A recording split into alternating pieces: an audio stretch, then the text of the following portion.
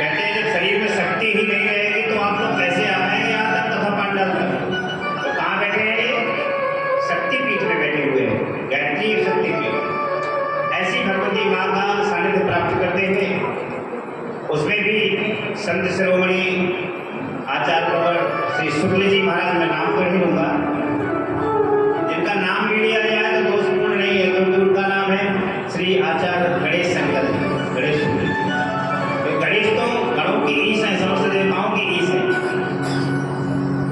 वो उनकी व्यवस्थापक और उनके तत्वाधार में चल रहा है सुंदर उत्सव। यहाँ पर मैं देख रहा हूँ कि ग्रीष्म ऋतु में सभी लोग तपते हुए चले जाते हैं, गर्मी का भी ध्यान नहीं रखते।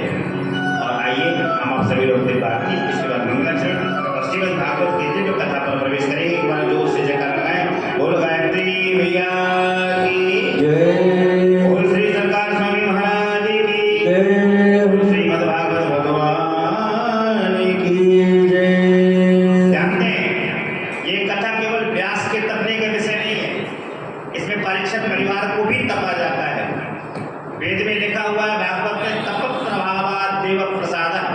अगर इसमें तपस्या नहीं की गई, शरीर को तपाया नहीं गया, एसी और एयर कंडीशनर का सुख भोगा गया, तो उसका कथा का पूर्ण लाभ नहीं मिलता। केवल व्यास का विषय नहीं, सबका विषय है और सब लोग समझदार हैं इस विषय में। और मैं ये जो भी बोलूंगा वो भागवत में ही लिखा है, वही बोलूंगा।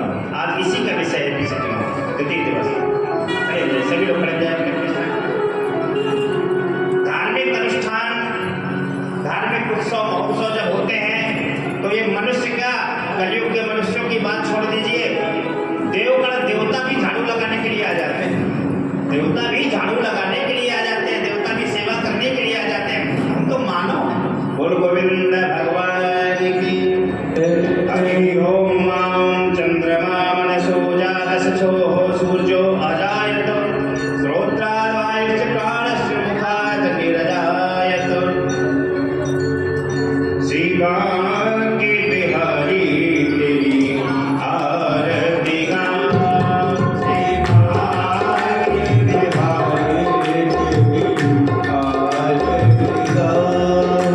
ओहे गिरधर तेरी आरती गाऊं, ओहे गिरधर तेरी आरती गाऊं। ओ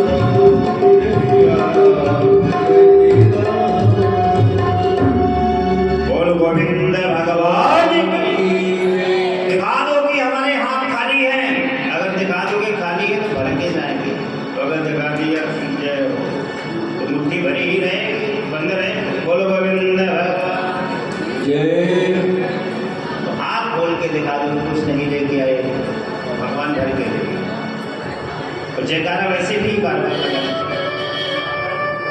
सभी लोग यथास्थान विराज जाए। आज की द्वितीय दिवस की अगर श्री ठीक इसी प्रकार आपका सद्भाव और समर्पण का भाव कथा में रहा तो चौथे दिन यहाँ वृंदावन बनना ही बनना है।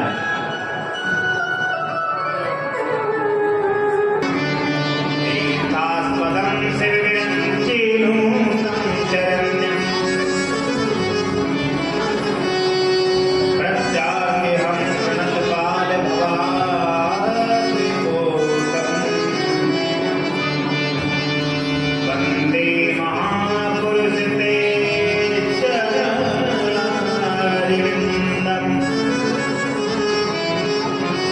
कृष्णः त्वदीय पदपङ्कजपञ्जरान्ते अग्रीव मे विशतु मानसराजहंसः प्राणप्रयाणसमे कटवादचित्रैः कण्ठाविरोधनिविधौ विस्मरणं पुरस्ति कण्ठाविरोधनिविधौ विस्मरणं पुरस्ति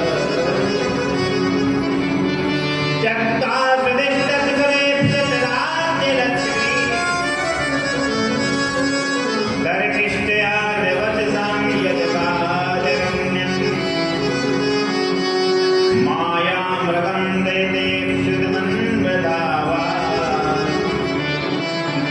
वन्दे महापुरुषते चरणारविन्दम्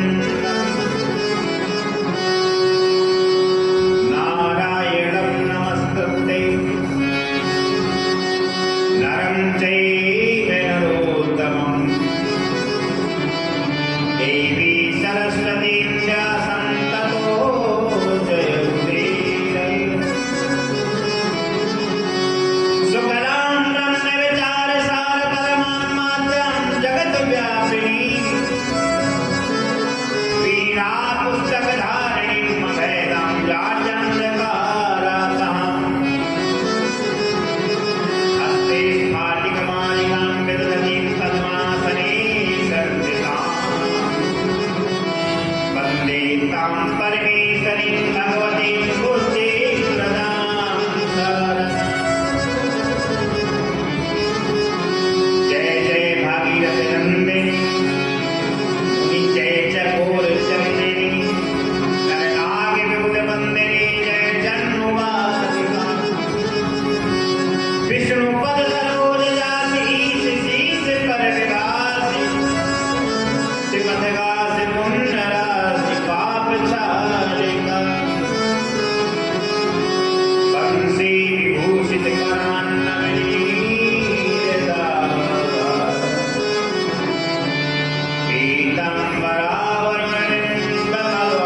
पीताम्बरावरणिम्बमलवाधरोर्धा पूर्णेन्दुं सुन्दरमुखादरविन्दनेत्रा दर्शनात् परं किमपि तत्त्वमहं न जाने। कर्पूरगौरं करुणावतारं संसारसारं मुरुगेन्द्रहारम् सदा वसन्तं हृदयारविन्दे मौनममानि सहितं नमामि। जयन्ती मङ्गला काली भद्रकाली कपालिनी दुर्गा क्षमा शिवा दात्री स्वाहा सदा नमोस्तुते। जयं त्वं देवी चामुण्डी जय भूतार्तिहारिणी जय सर्वगते देवी कालरात्रि नमोस्तुते। तो मान का ही हनन कर दो। बोले महाराज हम झाड़ू लगाने के लिए थोड़ी आए। हनुमान जी ने ये नहीं देखा, जहां वो बैठे हैं तुमने पहले तो अपनी सफाई की है, हनुमान जी विराज गए हैं। हनुमान जी की एक विशेषता है कि कथा में अगर बुलाओगे तो हनुमान जी चले आएंगे, आपको आशीर्वाद देंगे, और नहीं भी बुलाओगे तो कहते हैं मेरे बाप की कथा हो रही है, मैं तो दौड़ा चल रहा हूँ। अपने पिता के यहाँ जाने में किसी को इनविटेशन देना पड़ता है, किसी को निमंत्रण कार्ड देते हैं, इनवाइट करना पड़ता है, किसी को नहीं बुलाना पड़ता। कथा में तो बिना बुलाए आते, क्योंकि जगत पिता सारे जगत के पिता है, उनकी कथा हो रही है। पिता के यहाँ कोई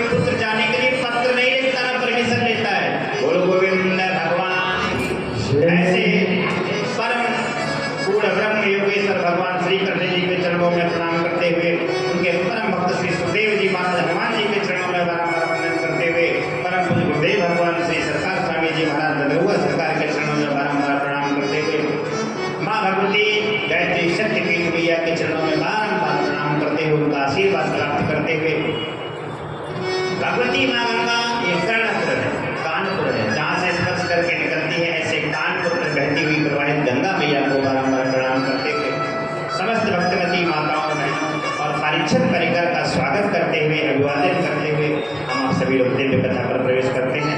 अभिनव बोलो गोविंद भगवान जय। जयकारा जोर से लगाइए, कथा पर प्रवेश कर रहे हैं। बोल गोविंद भगवान की जय, बोल राधा रानी की जय। कल कथा कहाँ विश्राम ली? सच्चिदानंद रूप है। साधुओं से आप बात करिए, संतों से आप बात करिए, सत्संग करिए, तो कहते हैं महाराज ये बंगला किसने बनवाया? संतों से आप पूछिए महाराज ये गाड़ी किसकी? अरे सब सच्चिदानंद भगवान की कृपा है, सब सच्चिदानंद भगवान का प्रसाद है, सब भगवान का दिया हुआ है। उन्हीं सच्चिदानंद के विषय में सबसे पहले व्यास जी ने लिख दिया। क्या लिख दिया? सच्चिदानंद किसे कहते हैं? कि सत धन चित धन आनंद बराबर सच्चिदानंद। सत्य किसे कहते हैं? सत्य उसे कहते हैं जो कभी मिटे ना, जो कभी इसकी मृत्यु ना हो, वही सत्य है। तो हम लोगों को जब मर जाना है तो हम लोगों को सत्य कहाँ होगा? 20 साल पहले जिन माताओं के मुंह में दांत नहीं रहे, होठ से होठ मिलने लगे हैं, यही माताएं किसी जगह में युवती थी, सुंदरी थी, उनका सम्मान बहू के रूप में पूजा जाता था। आज वो अब किसी बहू को पूज रही है। बोल गोविंद भगवान की। समय निकलता जाता है, मनुष्य ढलता जाता है, तो फिर हम लोग सत्य कहाँ से हुए? सत्य तो उसे कहते हैं जो सदा एक रस समान रहे। उदाहरण है प्रगति कृपाला दीन दयाला कौशल्या हितकारी। भगवान जन्म लेते हैं, गुरु ग्रह पढ़ाने गए रघुराई, अल्पकाल विद्या सत्ताई। गुरु जी क्या पढ़ने के लिए जाते हैं, क्षणिक समय नहीं होता, विद्या प्राप्त कर लेते हैं। यही तो भगवत्ता है, यही तो भगवान की दिव्य लीला है। सज्जनों, तो सच्चिदानंद के विषय में बताया। सत धन चित धन आनंद। चित किसे कहते हैं? महाराज जी को ये बात समझा रहे। चित कहते हैं प्रकाश को। प्रकाश माने हम लोग अगर घर से यहाँ तक आते हैं तो हम लोगों को नेत्रों में प्रकाश की आवश्यकता पड़ती है। अगर हमें आंखों में दिखाई न दे तो हम यहाँ तक नहीं आते। ये प्रकाश कहाँ से मिलता है? रामचरितमानस में लिखा है कि जगत प्रकाश प्रकाश के कामो। जगत प्रकाश प्रकाश के कामो। ओ जगत प्रकाश प्रकाश के कामो। जगत प्रकाश प्रकाश के कामो। जगत प्रकाश प्रकाश के कामो। जगत प्रकाश प्रकाश के कामो। मायाधीश ज्ञान गुणधामो। मायाधीश ज्ञान गुणधामो। बोले ये जो प्रकाश है कहाँ से दिखाई देता है? बोले महाराज लाइट का प्रकाश है। रात में कल्याणपुर में लाइट जल जाती है, सड़कों में हम लोग को घूमते हैं, कथा में चले जाते हैं उजेले में। कदाचित ये लाइट ही बंद हो जाए तो कहाँ से जाएंगे? बोले जनरेटर चला देंगे। जनरेटर कब तक चलेगा? जब तक डीजल रहेगा, और डीजल खत्म हो जाएगा फिर क्या डालेंगे? ये भौतिक जो सुख है, भौतिक जो वस्तुएं हैं, एक सीमा है।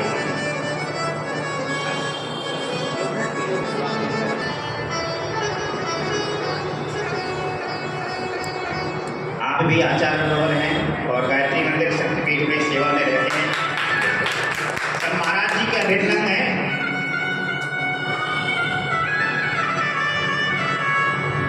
तो उस लाइट को, उन नेत्रों को प्रकाशित करने वाला सूर्य, तो बोले सूर्य को कौन प्रकाशित करता है? बाबा गोस्वामी जी महाराज ने लिख दिया कि जगत प्रकाश प्रकाशक रामू और मायाधीश ज्ञान गुणधामो। जो सारे संसार को प्रकाशित करता है वही सूर्य को प्रकाशित करता है।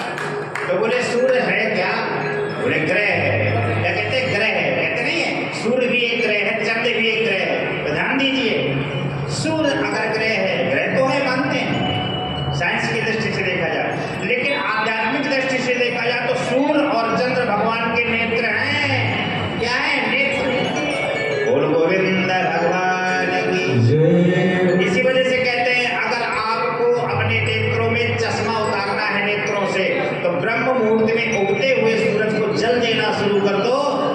आपके नेत्रों में प्रकाश कभी कम नहीं होगा, क्योंकि सूर्य ही प्रकाशित करता है सारे संसार को।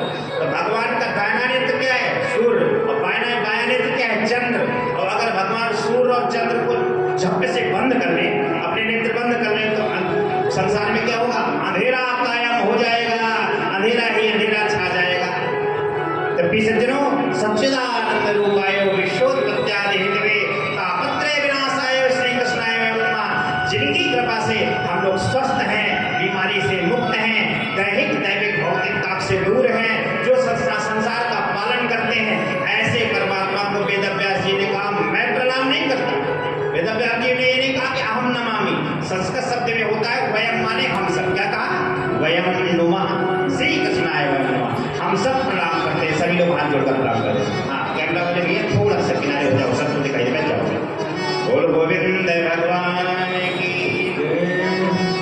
अब हम लोग कहाँ पहुंचे देखकर? वेदव्यास जी के पुत्र सुखदेव जी महाराज की वंदना की। नैमिषे सूतमासीन अभिमास्तमामतिम कथान पुत्र शास्त्राद वसला सोनको अब्रवीत यम प्रप्रजन्तवन वेदमवेद कंतम द्वै मायनो विरह कातर आजुभावो। वेदव्यास जी के पुत्र सुखदेव जी महाराज का जब जन्म हुआ, 9 महीने में किसी बालक का या बालिका का जन्म होता है, लेकिन ये अद्भुत बालक हैं। 12 वर्ष तक पेट में रुक गए।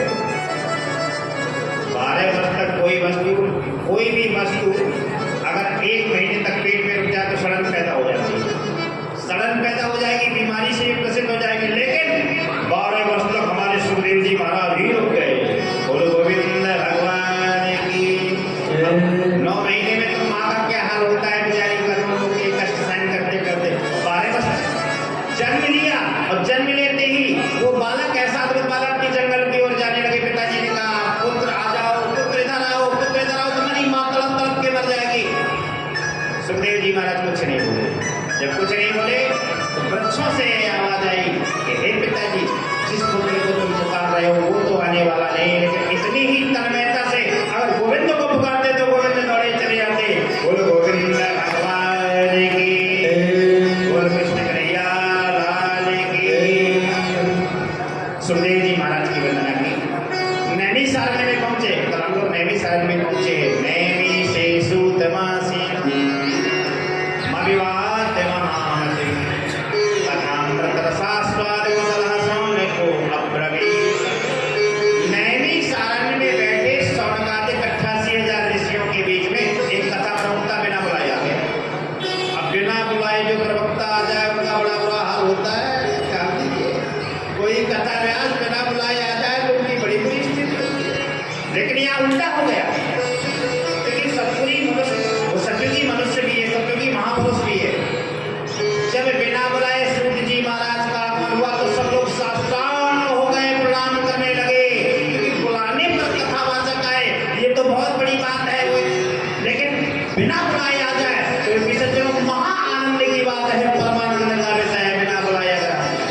जैसे आपके घर में बेटी की शादी हो, बेटा का विवाह हो, तो आप लोग निमंत्रण देते हैं कि फूफा जी सादर आमंत्रित है, सब परिवार है, भानुई साहब सादर आमंत्रित है, सब परिवार है, फलाने सादर आमंत्रित है, सब परिवार है। लेकिन जिनको आमंत्रित नहीं किया बिना बुलाए आ जाए तो सज्जनों उनका सम्मान सबसे अधिक करना चाहिए, क्योंकि तिथि बताकर जो आए वो सज्जनों क्या है? मेहमान। और जो बिना तिथि बताए है तो उसे कहते हैं अतिथि। और वेदों में लिखा है अतिथि देवो भव। जो बिना तिथि बताया है वो अतिथि है। अचानक पधार जाए हमारा श्री वो अतिथि, तो वो क्या है? देवता तुल्य होते हैं। बोलो गोविंद भगवान जय। सूत जी महाराज जब आए तो सभी ने प्रणाम किया। बोले महाराज हमारी उम्र है 20 वर्ष। मान लो हमारे पारीक्षद जी बैठे हुए, व्यास जी को, पारीक्षद जी को सब लोग अभिवादन करते हैं, क्योंकि दोनों पूज्य है इस कथा के स्तंभ में। तो जब प्रणाम करने लगे समस्त संत तो बोले, सूत जी महाराज को प्रणाम किया। बोले महाराज हमारी उम्र 20 वर्ष, आप लोग 100 वर्ष, 10-10 हजार वर्ष, 1-1 लाख वर्ष, सतयुग के साधु 1 लाख वर्ष से बैठे थे। तो बोले प्रणाम क्यों कर रहे हैं? बोले हम आपको प्रणाम नहीं कर रहे। बोले किसको कर रहे हैं? बोले स्वदेशी पूजते राजा विद्वान सर्वत्र पूजते। बोलो गोविंद भगवान की। फिर उन्होंने एक बात कही। बोले महाराज एगो रे करुणा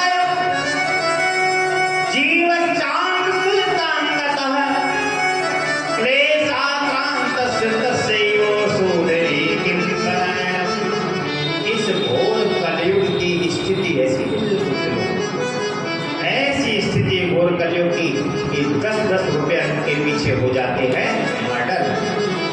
आप टेलीविजन में और पेपर में पढ़िए, 10 रुपया रिक्शा का किराया न देने की वजह से हुआ रिक्शा वाले का, मालिक और रिक्शे में हुई लड़ाई, हो गया मर्डर। 10-10 रुपये में चल जाती है गोलियां, और एक बीता जमीन में, एक बीता जमीन में, एक मीटर जमीन में हो जाते हैं बाप विवाद। तो बोले महाराज ये जो लड़ाई झगड़ा मचा हुआ है इसको शांत करने का उपाय क्या है? तब उन्होंने कहा श्रीमद्भागवती शास्त्र कलौकीरे भाषितम, श्रीमद्भागवती वार्ता मुक्ति कर्तरे निष्ठिता। श्रीमद्भागवत की कथा ही ऐसी कथा है जिसको सुनने के बाद उसको ज्ञान लग जाता है कि हमें किस प्रकार जीना चाहिए और किस प्रकार क्या करना चाहिए। आप जानते हैं केवल ये नहीं, जैसे आजकल किसी युवा पुरुष से कहते हो कि क्यों भजन करते हो, बोले हमारी दादी किया करती, हम नहीं करते, क्योंकि मैं अप टू डेट स्टूडेंट हूँ ना, विद्यार्थी हूँ, मैं क्यों करूँ? विद्यार्थी कई भजन करते हैं। तो ध्रुव जी महाराज कौन थे? बुढ़े थे कोई? ध्रुव जी महाराज कोई व्रत थोड़ा थे, वो भी 5 वर्ष के बालक थे। भजन की कोई उम्र नहीं होती। आजकल तो बड़े बड़े मेडिटेशन विद्यालय खुलने लगे, योग के विद्यालय खुलने लगे, संस्कृत भारतीय संस्कृत सिखाने के बड़े बड़े गुरुकुल चल रहे हैं, और उनमें विद्यार्थियों को बचपन से भेजा जाता है क्योंकि संस्कार सीखें।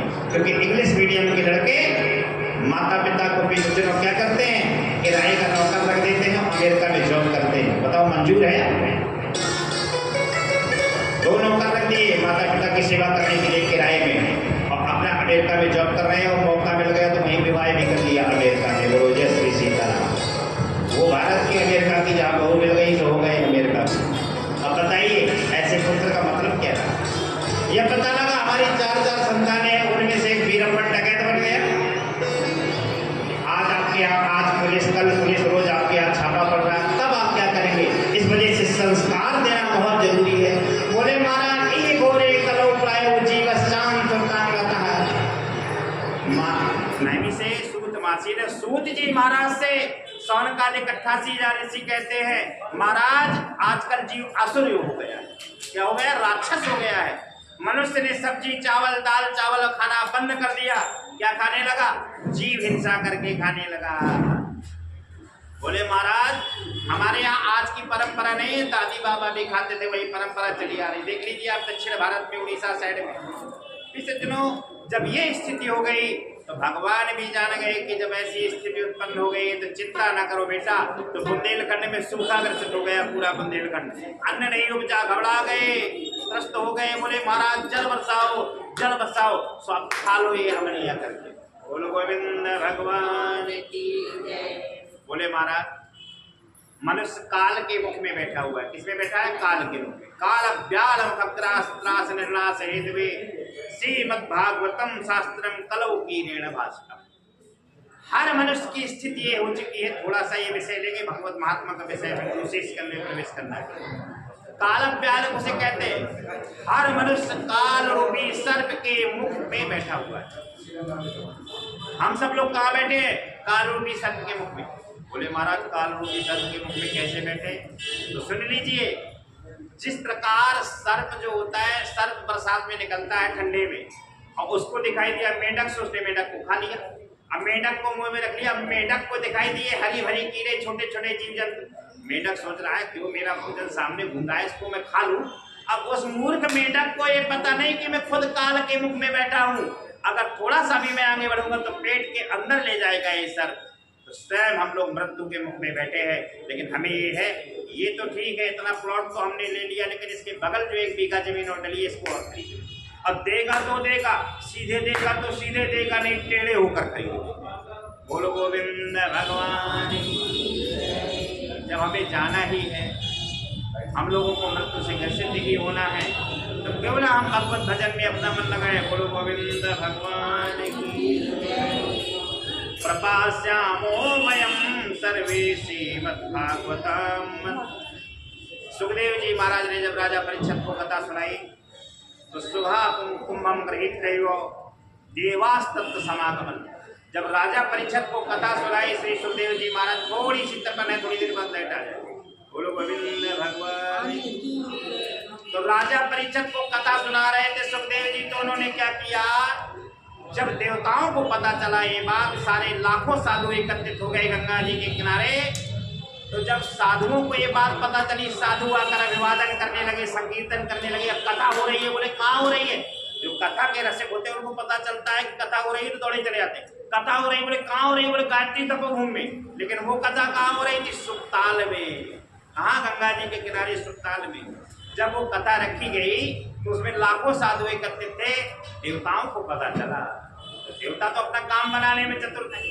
देवताओं ने सोचा क्यों ना हम भी कथा सुनने चले। बोले नहीं नहीं नहीं नहीं, ऐसे नहीं जाएंगे। बोले क्यों?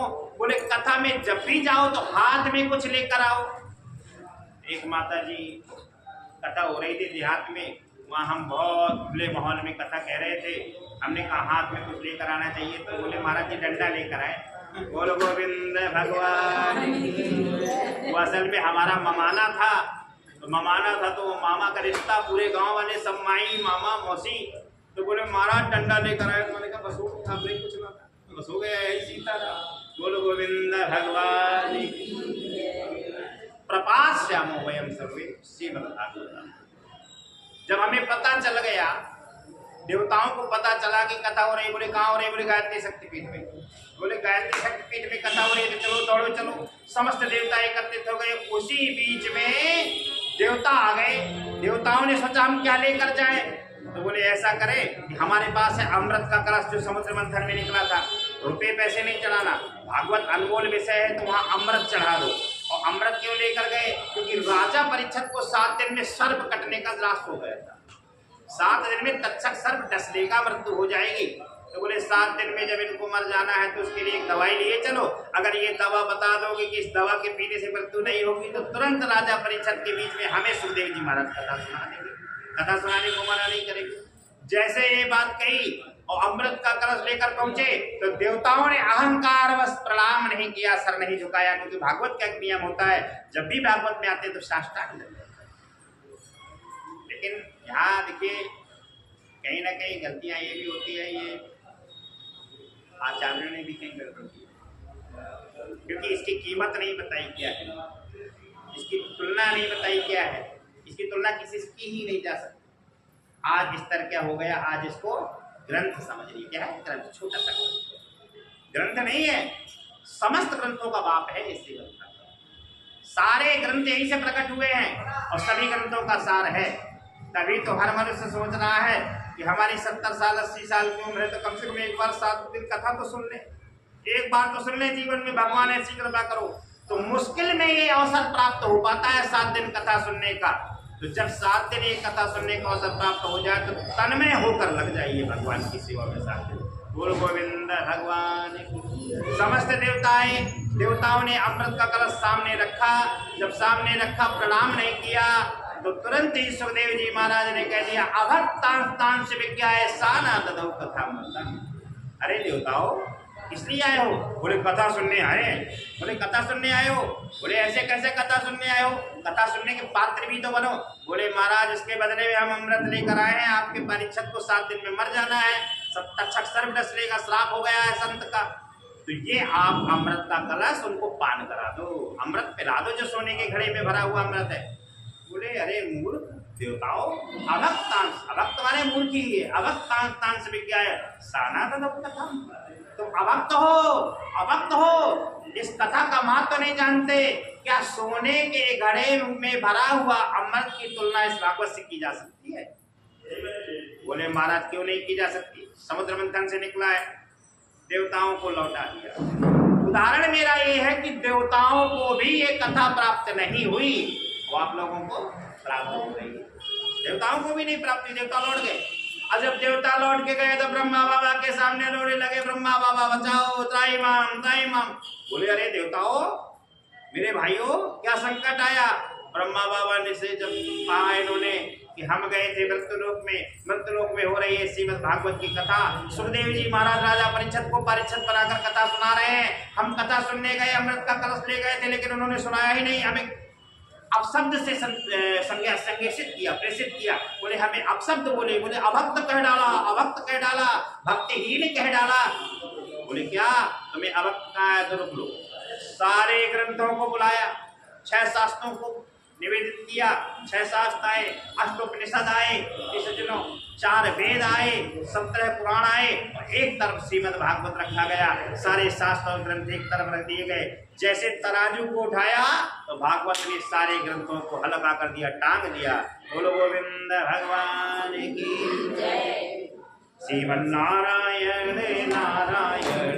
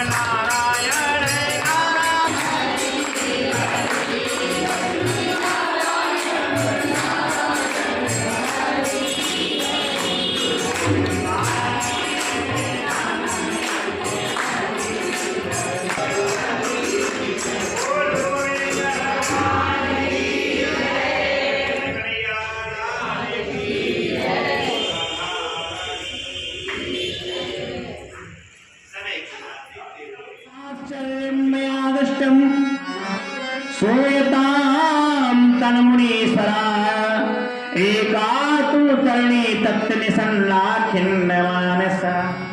क्या देखा कि जमुना नदी के किनारे एक युवती बैठी है। युवती किसे कहते हैं?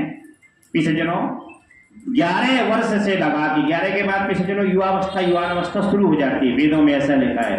इसके बाद पिछजनों 21 वर्ष तक युवती ही मानी जाती है। 20-21 वर्ष की युवती सुंदरी बैठी हुई है। नारद जी ने देखा, लेकिन वो दिव्य शक्ति है, वहां किसी की नजर टिक सकती है क्या? नजर पहुंची, नजर को फेर लिया। कहीं ऐसा तो नहीं कि इंद्र की अप्सरा आ गई हो हमारे मन हो जाए। फिर एक युवती हो तो बात दूसरी और भी सुंदरियां बैठी है। कुछ पंखा तो पकड़ाना ही पड़ेगा, क्योंकि सब देवियां पंखा पर चुला रहे हैं। सब देवियां वहां पंखा डुला रही, चुलाओ पंखा। बोल गोविंद भगवान की। क्यों पंखा डुला रही है? क्योंकि उन पर संकट आ गया। वो युवती देवी है, उसके पुत्र जिनकी उम्र 11-11 वर्ष है, वो ऐसे लग रहे हैं माने 80-80 वर्ष के हो गए हो, बुढ़े हो गए हो। शरीर का मांस सिकुड़ गया, शरीर पतला पतला दुबला पतला हो गया। और जिसका पुत्र दुबला पतला हो, माटा मोटी ताजी हो, तो आदमी यही कहता है कि घर के अंदर मलाई की व्यवस्था तो यही करती, यही तो दूध दही संभालती है। उठाया एक मक्खन का लोटा और गप से खा लिया। बच्चों को मिलता ही नहीं है तो क्यों नहीं, तो मिले पतले होंगे। सारी मलाई ये पी जाती है, छाछ और मट्ठा इनको पिलाती है। बोलो गोविंद भगवान। अब जब संसार वाले कहने लगे हे भगवान देखो तो माँ कितनी सुंदर लग रही है, लेकिन इनके बच्चे कैसे लग रहे हैं, ये भी संसार की स्थिति है। क्योंकि संसार खुराफात में जीता है। जिस दिन भगवत चर्चा में जीने लगे तो ये खुराफात आपकी सब चली जाएगी, भूल जाएंगे आप लोग। भगवत गुणानुवाद जिस समय गाकर जीने लगेंगे तो सारे दुख और क्लेश शांत हो जाएंगे। जिस समय देखा कि वो देवी रो रही है, अब जो अगल बगल वाली देवियां पंखा डुला रही हैं, जब देवी ज्यादा रोने लगती है तो बोले शांत हो जाओ, शांत हो जाओ। एक न एक दिन कोई ना कोई भगवंत आएगा या संत आएगा और तुम्हें दर्शन देगा, तुम्हारे दुख को दूर करेगा। और धीरे ही धीरे वहां देखा नारद ऋषि का निकलना हुआ, नारायण नारायण श्री हरि। देवी ने देखा भो भो साधो शरण तिष्ठो मत चिंता मत नाशय, मेरी चिंता का नाश करो। महाराज रुक जाओ, ठहर जाओ, फिर जाओ, मेरी बलिष्ठ जो चिंता है इसको दूर करो, मैं चिंतित हूँ। नारद ऋषि ने कहा ये देवी किस लिए बुला रही, क्या चिंता है? देखने में सुंदर, देखने में युवान, उसके अगल बगल जो देवियां बैठी हैं वो भी युवान, वो भी सब सहायता करने वाली राजरानियां लग रही हैं, पंखा डुला रही हैं। बोली क्यों रो रही है? जब पास में गए तो चरणों को पकड़ लिया। अब किसी संत के चरणों को पकड़ लिया जाए तो फिर क्या स्थिति होगी? संत जान जाएंगे कि कोई ना कोई बहुत बड़ा धर्म संकट है, हमारे भक्त पर बहुत बड़ा संकट है। देवी से कहा आपकी चिंता क्या है, तनिक बताओ तो सही, इसका कारण क्या है, आप क्यों रो रही हो, आपका परिचय। तो क्या कहा, आम भक्ति ख्याता इमो इमो में तनियो सुतौ ज्ञान वैराग्य जल वैराग्यो कार्योगे जर जरो ज्ञान वैराग्य न मानव बाल योगेन जर जरऊ। बोले मेरे अगल बगल जो पुत्र लेते हैं मेरे पुत्र, इनका नाम है ज्ञान और विराग। बोले अपना नाम भी तो बताओ। बोले अहम भक्ति तिख्या था, मेरा नाम क्या है? भक्ति। उदाहरण, ज्ञान और वैराग्य को बुढ़ापा ने क्यों घेर लिया? ये पुत्र है भक्ति मैया की, क्योंकि इस दुनिया में भक्ति तो सब करना चाहते हैं। आप गुरुजी की चेला है, पक्के गुरुजी की शिष्य हैं, गुरुजी ने कहा कम से कम 2-4 माला भगवान की ध्यान किया करो, तो माला तो खूब की, और जैसे माला रखा, बहू चाय बनाओ मैं अभी पूजा करके आई हूँ। बोलो गोविंद भगवान की। हम अगर कथा सुन के गए 3 घंटे, बोले ऐसा है जल्दी चाय दो, जी घबरा रहा है, तो सज्जनों ये कथा तपस्या का ही विषय है। बोलो गोविंद भगवान की। उदाहरण, जब कीर्तन भजन होते हैं तो नष्ट होने लगा, और नष्ट होने के बाद शाम को गए तो टेलीविजन में लगा के सीरियल देखने लगे। भूख लगी तो दोनों टाइम भोजन किया, और भोजन में भी मेनू तैयार हो जाता है, ये खाना है कल ये खाना है, आज खा के नीचे नहीं कल की तैयारी हो गई। मतलब तप प्रभावात देव प्रसादा। उदाहरण मेरा ये है कि बिना तपस्या के भगवान मिलने वाले नहीं है। जिस प्रकार विद्यार्थी अगर पढ़ाई ना करे तो बोर्ड क्लासों में कक्षा 10 में और इंटर में पास ही नहीं हो सकता, अब पास होगा तो अच्छे नंबर से नहीं होगा। इसी प्रकार ये भगवान की तपस्या है। देवी भक्ति मैया को तो सब चाहते हैं, भक्ति तो सब करना चाहता है, लेकिन इसी भक्ति में ये क्या है? भक्ति सुधा ग्रंथ है, भक्ति ज्ञान वैराग्य युक्त ग्रंथ है श्रीमद् भागवत। अब इसको हम सुन रहे हैं, अब सुनने के बाद हम कह रहे हैं कि भैया जितने लोग बैठे हैं तो एक टाइम फलाहार किया करें, दूसरी टाइम भोजन किया करें। गोकर्ण जी महाराज ने जब धुंधकारी को कथा सुनाई तो वहां क्या हुआ था? किसी सुनो, निराहार हो, निराहार रहकर उनने कथा सुनी थी, कुछ नहीं खाया पिया था। तो बोले क्या पीते थे? बोले शाम को भगवान का शरणोदक लेते थे। तब सभी के लिए विमान आया, लेकिन इतना नहीं तो कम से कम तपस्या हम इतनी कर सकते हैं कि एक टाइम फलाहार एक टाइम भोजन। अगर ये ज्यादा ज्ञान उपदेश पंडित जी बताने लगे, बोले कि गद्दे में नहीं आसन बिछाकर ऐसा आसन बिछाओ जो पतला हो, जिसमें शरीर को थोड़ा सा कष्ट मिलता रहे, तरह तरह का ज्ञान उपदेश करेंगे तो कल से यही श्रोता आएंगे 4। कितने आएंगे? 4। क्यों? बोले कथा कम होती है, तपस्या महाराज ज्यादा बताते हैं। ये भागवत में लिखा हुआ है। बोलो गोविंद भगवान की। और आप दौड़े चले आए, ये क्या है? भक्ति। ये क्या है? भक्ति। आपका प्रेम, तो प्रेम तो है, लेकिन प्रेम में कहीं ना कहीं वैराग और त्याग नहीं है। मान अहमता है, बड़ाई है। बोले मैं ऐसा क्यों करूं? फलाने संत जी आए, फलाने व्यक्ति आए, मैं कुर्सी क्यों डालूं? मैं कुर्सी क्यों डालूंगा? ये मान और बड़ाई जब तक इसका त्याग नहीं करेंगे तब तक भगवान हमारे मेहमान, जब तक मान को नहीं त्यागेंगे तब तक हमारे यहाँ मेहमान नहीं आएंगे। वो मेहमान कौन है? हमारे गोविंद। बोलो गोविंद भगवान की। भक्ति मैया ने परिचय दिया। नारद जी ने कहा चिंता ना करो, बोले जो आपके पुत्र है ज्ञान और वैराग्य, इनका बुढ़ापा मैं क्षण भर में दूर करूंगा।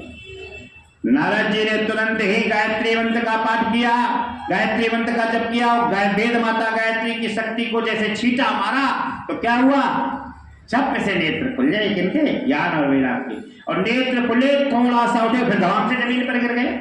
बोले हे भगवान, कोई लंबी बीमारी है? इसमें पैरासीटामोल काम देने वाली नहीं है, इसमें छोटी मोटी दवाई काम नहीं देगी। गायत्री मैया का जब बड़ा शक्ति मंत्र है तो शक्ति तो आई, लेकिन फिर भी सुतावस्था में ले गए, फिर सुसुप्तावस्था में ले गए। बोले अब इनको कोई दूसरी दवाई का उपयोग करें। सोनों ने नारायण कवच पढ़ा, विष्णु सहस्त्र नाम पढ़ा, वेद की अनन्य ऋचाओं के मूल मंत्र पढ़े, शाम वेद का गायन किया, अनेक अनेक मंत्रों को पढ़ा, तो बुढ़ापा दूर नहीं हुआ, लेकिन बस होश आया, फिर बेहोश हो जाते हैं। बोले महाराज कोई लंबी बीमारी है, इसका उपाय अब कैसे मिले? नारद जी पूछने के लिए निकल पड़े। चलते गए चलते गए चलते गए, सनकाद ऋषियों से भेंट हो गई, और सनकाद ऋषियों से कहा बोले महाराज आप ही उस समस्या का समाधान कर सकते हैं जिस समस्या में मैं ग्रसित हूं।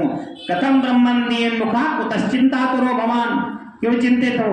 कारण क्या है? अपनी चिंता को बताओ। यही चिंता नारद जी ने बताई कि मैं देख कर आया कि जमुना नदी वृंदावन के किनारे एक सुंदर युवती बैठी हुई है, जिसके अगल बगल 2 80 साल के वृद्ध पुरुष लेटे हैं। लग रहे हैं 80 साल के, है नहीं 80 साल के, माने बुढ़ापा आ गया हो। जैसे कोई कम उम्र में ही सफेद बाल पड़ जाते हैं, बोले बुढ़े हो गए 20 वर्ष में, तो बोले वो ऐसे लग रहे हैं मानो वृद्ध है, और उठ भी नहीं पा रहे। तो उनकी माँ रो रो के अपना सर पटक रही है।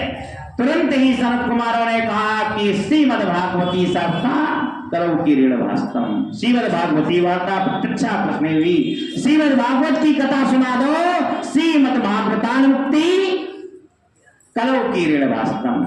श्रीमद भागवत की कथा सुनाओ, तुरंत ही उनका बुढ़ापा दूर हो जाए। बोले महाराज सुनाए कौन, क्योंकि तब प्रवक्ता जगह जगह नहीं डोलते थे, कथावाचक इतने नहीं होते थे कि चाहे जब बुक करके बुला लो, बहुत कम हुआ करते थे। तब नारद ऋषि ने कहा महाराज और सुनाए कौन, क्योंकि प्रवक्ता तो आप ही हैं। सनत कुमारों से कहा, बोले आप ही उस कथा को जानने वाले हैं। तो सनत कुमारों ने कथा सुनाई, नारद ऋषि को पारिच्छद बनाया गया। उदाहरण, पारिच्छद जो होता है, पारिच्छद को कभी लेट के कथा नहीं सुननी चाहिए, पारिच्छद को बैठ के कथा सुननी चाहिए। तो समस्या तो एक खड़ी थी। बोले क्या, बोले उनको बुढ़ापा ने घेर लिया था, वो उठा बेहोश ही डले थे। तो बेहोश व्यक्ति क्या बैठ सकता है, नहीं बैठ सकता। तो पारिच्छद जब लेटे हैं तो बोले क्या करें, तो बोले ऐसा करो संकल्पित पारिच्छद इन्हीं को बना दो और स्तंभ बना दो इनको। तो दो पारिच्छद चुने गए, नारद ऋषि बैठ गए और नारद ऋषि को जैसे संकल्पित कथा को सुनाया गया तो पिछले दोनों सनक सनंदन सनत कुमारों के कथा सुनाने के बाद भक्ति के वैराग्य खड़े होकर नृत्य करने लगे। बोल गोविंद भगवान की। पहले दिन कथा हुई, दूसरे दिन कथा हुई, तृतीय दिवस कथा हुई, चतुर्थ दिवस की कथा होने के बाद ही पिछजनों राजा परीक्षित ने सुखदेव जी से प्रश्न कर दिया। बोले महाराज कथा करके बताओ कि भक्ति मैया को तो कथा सुना दी, कोई पापियों को कभी ये कथा मिलेगी जिसने जीवन भर पाप ही किया हो? अरे कोई भक्त हो, जैसे गायत्री शक्तिपीठ दरबार से जितने जुड़े हुए भक्त हैं वो तो कथा सुनने आते हैं, उनको बड़ा सम्मान से बैठाया जाता है, आप जैसी माताओं को, पुरुषों को, सत्पुरुषों को। लेकिन पता लगा कोई चोर डकैत आ जाए कि महाराज कथा सुनानी पड़ेगी, तब क्या करेंगे? बोले उनको भी कथा मिलेगी। बोले हाँ उनको भी कथा मिलेगी। बोले उनको भी कथा से कल्याण हुआ है। बोले वो है कौन? तो पिछजनों जैसे ही यह बात कही वो है कौन, तो तुंगभद्रा तटे पूर्वम भूतपत्तनमुत्तमम् यस्य वर्णा सधर्मेण तत्सत्य सत्य कर्म तत्परः। तुंगभद्रा नदी के किनारे एक उत्तम नगर है, सुंदर नगर है। उसमें एक पंडित जी रहते हैं जिनका नाम है आत्मदेव। आत्मदेव पंडित उसे कहते हैं जो जिसको आत्मा का ज्ञान हो जाए वही आत्मदेव। और आत्मा का ज्ञान किसे होता है? जिसको आत्मा का ज्ञान हो जाता है उसको मृत्यु का भय नहीं लगता। महाराज बगल में सर्प बैठा है, आपको काट ना ले, बोले चिंता ना करो काट लेने दो, काल काट रहा सो आज ही काट ले। क्यों? मृत्यु का भय ही नहीं। जानते हैं कि हमारा पूरा जीवन गोविंद के चरणों में है, तो फिर मरने का भय काहे को? तो आत्मदेव पंडित जी का बुढ़ापा आ गया, एक भी संतान नहीं है। अब संतान नहीं कोई बड़ी बात नहीं, लेकिन संतान ना हो तो कष्ट तो होता है, लेकिन संतान ना हो ये कोई बहुत दुर्भाग्य का विषय नहीं है। दुर्भाग्य का विषय तो यह है कि संतान नहीं है और इनके यहाँ जो गाय है, गाय के बछड़ा ही नहीं है। और जिस गाय के बछड़े को ये जल पिला देते हैं वो गाय का बछड़ा भी सूखने लगता है, मृत्यु की कगार को पहुंच जाता है। बोले और छोड़िए, पशुओं के अगर बच्चे ना हो, गाय के बच्चा नहीं हुआ कोई बड़ी बात नहीं, गाय बांध है इनकी, लेकिन आकस्मिक स्थिति तो ये है कि जिस वृक्ष में जल डाल देते हैं वो वृक्ष फल देना बंद कर देता है। इनके यहाँ जो आम का वृक्ष खड़ा था उसने आम देना बंद कर दिया, सूख गया। अब तुलसी का जो वृक्ष खड़ा है उस तुलसी में इसने जल डाला पंडित जी ने, तो वो वृक्ष ही सूखने लगा। कोई बात नहीं। जिस पंडित जी की 100 गांव में यजमानी हो और अनेक यजमानों को वो तरह तरह के ज्ञान उपदेश दे और फिर उसके स्वयं संतान ना हो, स्वयं उसकी गाय के बछड़ा ना हो, स्वयं जिस पौधे में वृक्ष में जल डाल दे वो वृक्ष सूख जाए, तो दुनिया वाले का कहेंगे देखो तो पंडित जी दुनिया के तो कई पुत्रों की संतानों को उत्पन्न करा चुके, अनेकों भक्तों का कल्याण कर चुके, लेकिन स्वयं उनके पुत्र नहीं हो रहा। यह है क्या? जब इस प्रकार की स्थिति उत्पन्न हो गई, एक दिन आपने पंडित जी की पत्नी रोने लगी, धुंधली। बोले महाराज अब नहीं रहा जाएगा, क्योंकि संसार हमें बदनाम करने लगा है कि पंडिताइन ऐसे तुम्हारे पंडित जी हैं, ऐसे तुम्हारे पतिदेव हैं, संतान तो नहीं हुई कोई बात नहीं, लेकिन तुम्हारे गाय के भी बछड़ा नहीं हो रहा, गाय के बछड़ा नहीं, लेकिन तुम्हारे पंडित जी जिस पर जल डालते हैं पौधे पर वो पौधा सूख जाता है क्या? बड़े दुर्भागी हैं। तब पंडित जी ने घर को ही त्याग दिया और घर को त्यागने के पास पहुंचे जंगल में पहुंचे, मन में संकल्प लिया कि या तो मैं गोविंद को प्रसन्न करके अपनी पत्नी के गर्भावस्था के लिए, गर्भ प्रसाद के लिए कोई आशीर्वाद लेकर आऊंगा, या तो संतान प्राप्ति का कोई आशीर्वाद लेकर आऊंगा, या तो प्राण ही दे आऊंगा। चलते गए। अचानक उन्होंने क्या देखा कि दिव्य ललाटे तेजो वारी मस्तकम, जिसका तेज चमक रहा हो ऐसे कोई संत दिखाई दिए जिनका मस्तक चमक रहा है। एक संत को देखा, आत्मदेव पंडित जी संत के चरणों में गिर गए। बोलो गोविंद भगवान की। अब संत कैसे होते हैं? संतन के संग लागे रे तेरी अच्छी बनेगी,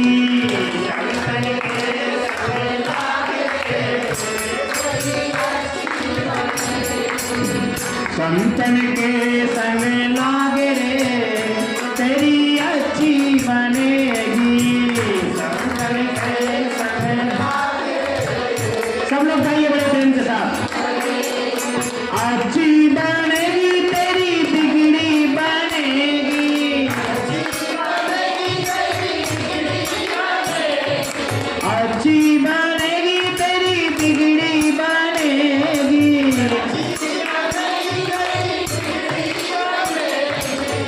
जाग सके तो जाग रे तेरी अच्छी बनेगी, जाग सके तो जाग रे, तो जाग सके तो जाग रे तेरी अच्छी बनेगी, जाग सके तो जाग रे। और किस किस की बनी? ध्रुव की बन गई, प्रहलाद की बन गई, ध्रुव की बन गई, प्रहलाद की बन गई, ध्रुव की बन गई, प्रहलाद की बन गई, ध्रुव की बन गई, प्रहलाद की बन गई, जाग सके तो जाग रे तेरी अच्छी बनेगी, जाग सके तो जाग रे संतन के संग लाग रे तेरी अच्छी बनेगी, संतन के संग लाग रे तेरी अच्छी बनेगी। काका से तो है हंस करेंगे, काका से हंस करेंगे, लेकिन समस्या वहां खड़ी हो जाती है। आजकल किसी माँ का बालक बाबाओं के पास ज्यादा बैठने लगे तो तुरंत गए बाबा जी के पास में बैठा कर बाबा बनना है तुझे। माता जान जाती कहीं ऐसा ना हो बाबा जी अपनी छाया छोड़ दे बाबा बना ले दाढ़ी वाला। नहीं नहीं प्रिय हो, बाबाओं के साधुओं के संगत में बैठने से ये नहीं होता, साधुओं की संगत करने पर संस्कार सुधर जाते हैं। काका से जो है हंस बनावे,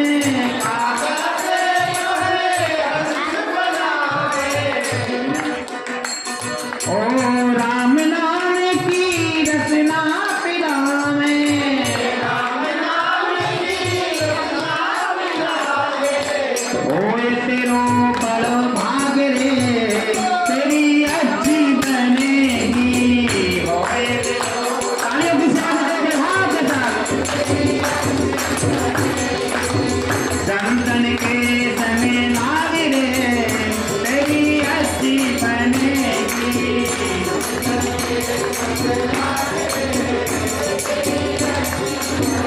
तेरी अच्छी बने,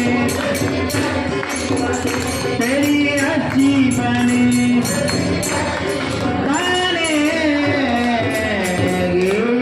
गोविंद भगवान की। संत जी के चरणों को पकड़ लिया, संत जी से कहा महाराज महाराज रक्षा करो रक्षा करो। बोले हे साधु, हे द्विजश्रेष्ठ ब्राह्मण, जिसका तेज चमक रहा हो, करोड़ों गायत्री जप जिसने कर दिया हो, करोड़ों यज्ञ अनुष्ठान अपने द्वारा कर दिए हो, ऐसा द्विजश्रेष्ठ ब्रह्मविद ब्राह्मण वो आज रो रहा है संत के चरण पकड़ के। संत जी ने कहा क्या चाहिए आपको? वो संत जी थोड़ा थे भगवान सूर्य ही साक्षात भगवान संत का रूप धारण करके चले आ गए थे। बोले क्या चाहते हो?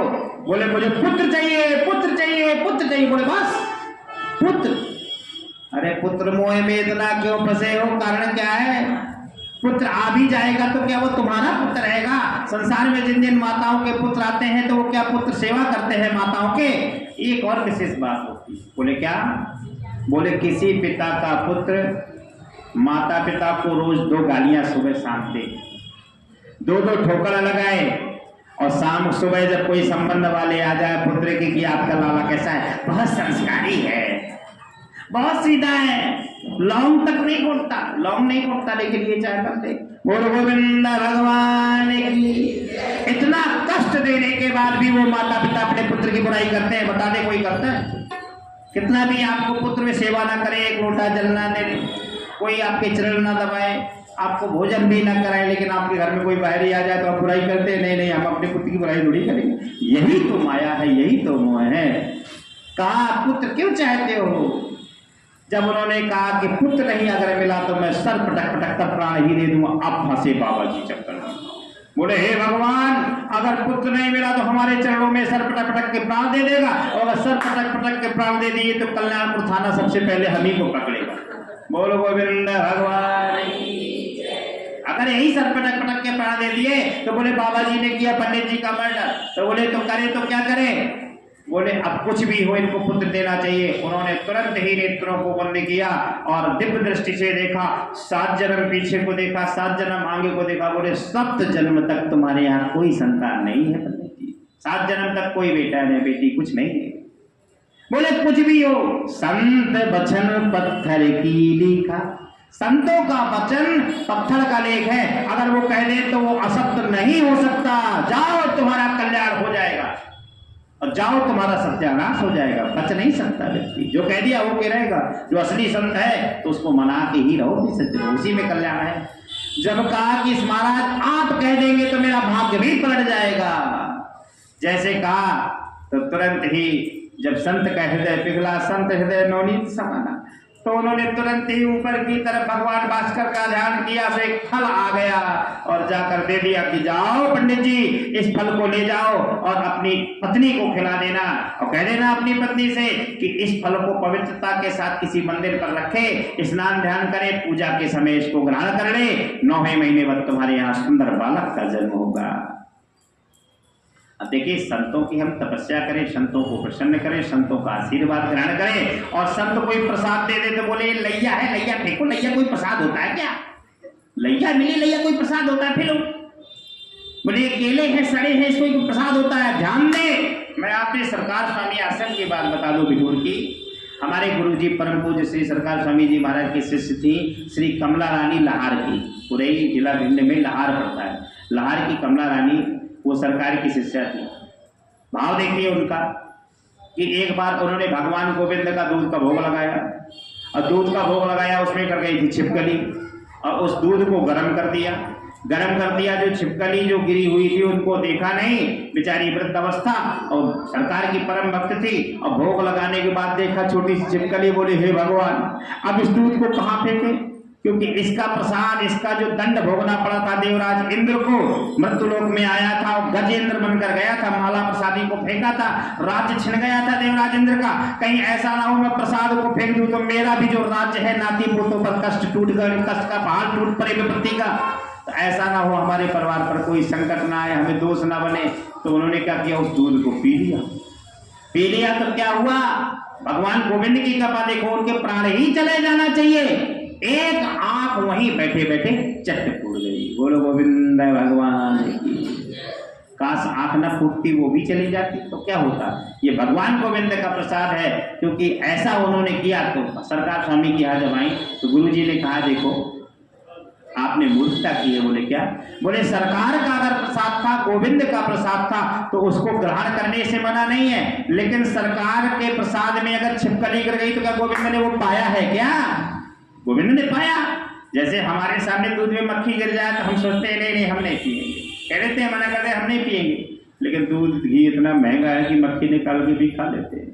बोलो गोविंद भगवान की। तो बोले हम नहीं पिएंगे। तो जब छिपकली गिर जाए तो आप लोग खा लेंगे? बोले नहीं। इसी प्रकार मेरे गोविंद को तुमने छिपकली डला हुआ दूध क्यों खिलाया?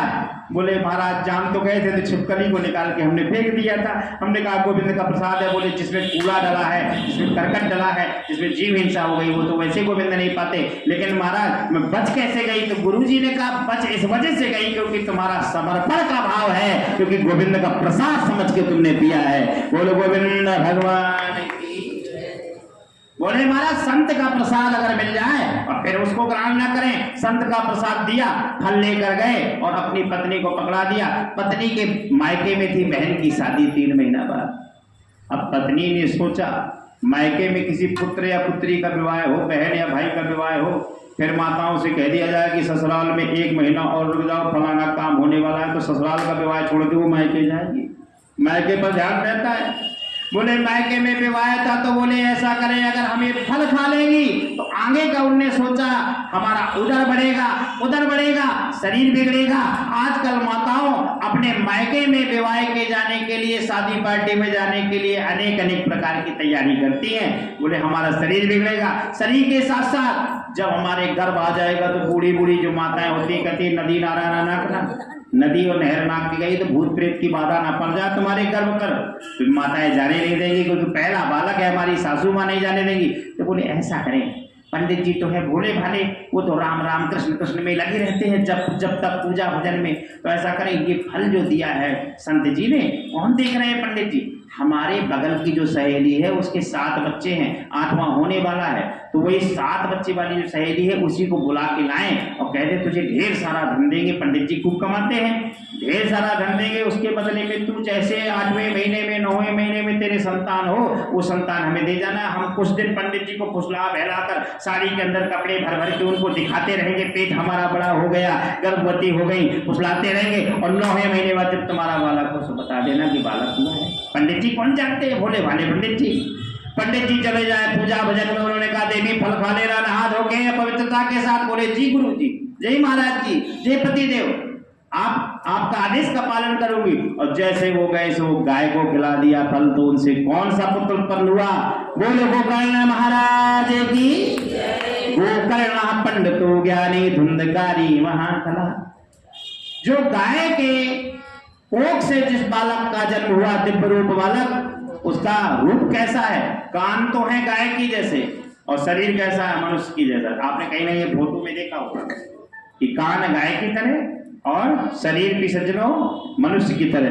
बोलो गोकर्ण जी महाराज की, गोकर्ण पंडितो ज्ञानी धुंधकारी महाकला। धीरे धीरे 9वां महीना आया, 9वें महीने में बगल वाली बहन के बालक हुआ। बहन बालक को लेकर आ गई, बोले महाराज की जय हो, महाराज हमारे एक सुंदर लाला का जन्म हुआ। बहन ने कह दिया आप बता दो, नौकरानियों से दासियों से कह दो कि पंडित जी को बताया है। पंडित जी गौशाला में बैठे थे, बोले महाराज की जय हो, पंडित जी आपके 9वें महीने में आपकी पत्नी के गर्भ से 9 महीने में बालक उत्पन्न हुआ है। पंडित जी प्रसन्न हो गए। धीरे धीरे पीछे चलो, वो बगल वाली बहन का बालक था, संत का श्राप लगा। धीरे धीरे वही बालक जुआ खेलने लगा, मदिरा पान करने लगा, जीव हिंसा करने लगा, 5 वेश्याओं को लाकर घर में रख लिया। माता ने उनके कारण पे आप प्राण त्याग दिए, पिता ने भी शरीर को त्याग दिया और अत्याचारी बालक हो गया। जब 5 वेश्याओं ने मारा तो क्या बन गया, आधी उम्र में मार दिया तो क्या बन गया, प्रेत। प्रेत किसे कहते हैं, प्रेत उसे कहते हैं जो बवंडर रूपी हवा आती है काले काले रंग की, हमें दिखाई दे कि ये भूत खड़ा है, और जब आप जाएंगे उसको पकड़ने के लिए तो पकड़ नहीं आएगा, दूसरी जगह दिखाई देगा। जब उसके पास जाएंगे वहां भी नहीं दिखाई देगा, यहाँ दिखाई देगा। प्रेत माने मायावी दैत्यिका, जो माया से ग्रसित कालिमा है उसी का नाम प्रेत है। बोलो गोविंद भगवान की। जो संसार की आसक्ति के पीछे हम दौड़ते हैं वही प्रेत है। जब प्रेत बन गया उसको उपाय के लिए धुंधकारी प्रेत को भी कथा सुनाई। तो उदाहरण क्या था, प्रश्न क्या था, महाराज धर्मात्मा पुरुषों को तो भागवत सुनाई जाती है, लेकिन कोई अत्याचारी पुरुषों को भागवत सुनाई गई कि नहीं, तो बोले अत्याचारी को भी भागवत सुनाई गई, वही का नाम है धुंधकारी। बोलो गोविंद भगवान की। जब गोकर्ण जी महाराज ने धुंधकारी को कथा सुनाई, पहले दिन कथा सुनाई तो 7 गांठ का बांस लगा हुआ है, बगल में काला झंडा लगा है पीछे जिनों, और उसी काले झंडे पे विराजमान है, वो लगा है उस तरफ दाहिने हाथ की तरफ। तो 7 गांठ के बांस का पहला दिन कथा सुनने के बाद पहली गांठ फट गई, पहली ग्रंथि फटी। गांठें होती है ना 7 गांठ, 7 गांठ का बांस में झंडा ही विराजमान होता है। ये धुंधकारी है, खतरनाक देवता होते हैं, ये भी कथा सुन रहे हैं। पहले दिन एक ग्रंथि फटी, दूसरे दिन दूसरी ग्रंथि फटी, तीसरे दिन तीसरी ग्रंथि फटी, धड़ाम की आवाज आई, सब लोग चौंक गए, हुआ क्या। बोले बांस फट गया, बांस की तीसरी ग्रंथि फटी, चौथी ग्रंथि फटी। ये ग्रंथि क्या है? जब सातवीं ग्रंथि फटी तो दिव्य रूप धरो जातस तुलसी दल मंडिता, ऐसे रूप में धुंधकारी प्रकट हुए मानो साक्षात नारायण भगवान ही आ गए हो। क्योंकि भगवान का भक्त कैसा होता है कि लाली तेरे लाल की जित देखूं तित लाल। भगवान की लालिमा को देखते देखते एक न एक दिन भगवान का स्वरूप ही भगवान का भक्त बन जाता है। लाली तेरे लाल की जित देखूं तित लाल, और लाली देखन मैं गया सो मैं भी हो गया लाल। धुंधकारी ने कथा सुनी, कथा सुनते सुनते सातवें दिन उसको मुक्ति मिल गई और विमान आया। विमान में जो भगवान के पार्षद आए, चेला आए, उन्होंने कहा स्वागतम भो महाभागो, आपको दीन वत्सल ने बुलाया है, आपको भगवान ने याद किया, बैठिए। सारे गांव वालों ने मूंछों में ताव दिया, बोले ये है क्या? पंडित जी बार बार कह रहे थे भागवत सबको बराबर फल देती है, यहाँ इतने श्रोता बैठे हैं तो उसमें धुंधकारी के लिए ही विमान क्यों आया ऊपर जाने के लिए? तो भी सज्जनों समस्त श्रोता बैठे थे, तो हम भी आपसे पूछ रहे हैं कौन कौन विमान चाहता है, कौन कौन ऊपर जाना चाहता है? हाथ उठाइए, कौन कौन जाएगा ऊपर? माता जी कह रहे आपकी बहू ज्यादा परेशान कर रही है। बोल गोविंद भगवान की जय। कौन कौन ऊपर जाता है? कोई किसी की इच्छा नहीं कि ऊपर जाऊं, और जिसने सोच लिया मुझे ऊपर जाना है तो उसको कहना नहीं पड़ता, वो भगवान तैयारी भी कर देते हैं। यही तो माया की दुनिया है। हम लोग इसी दुनिया में सुख मानते हैं। सुख किसे कहते हैं? जहां सुमति तहां संपत्ति नाना,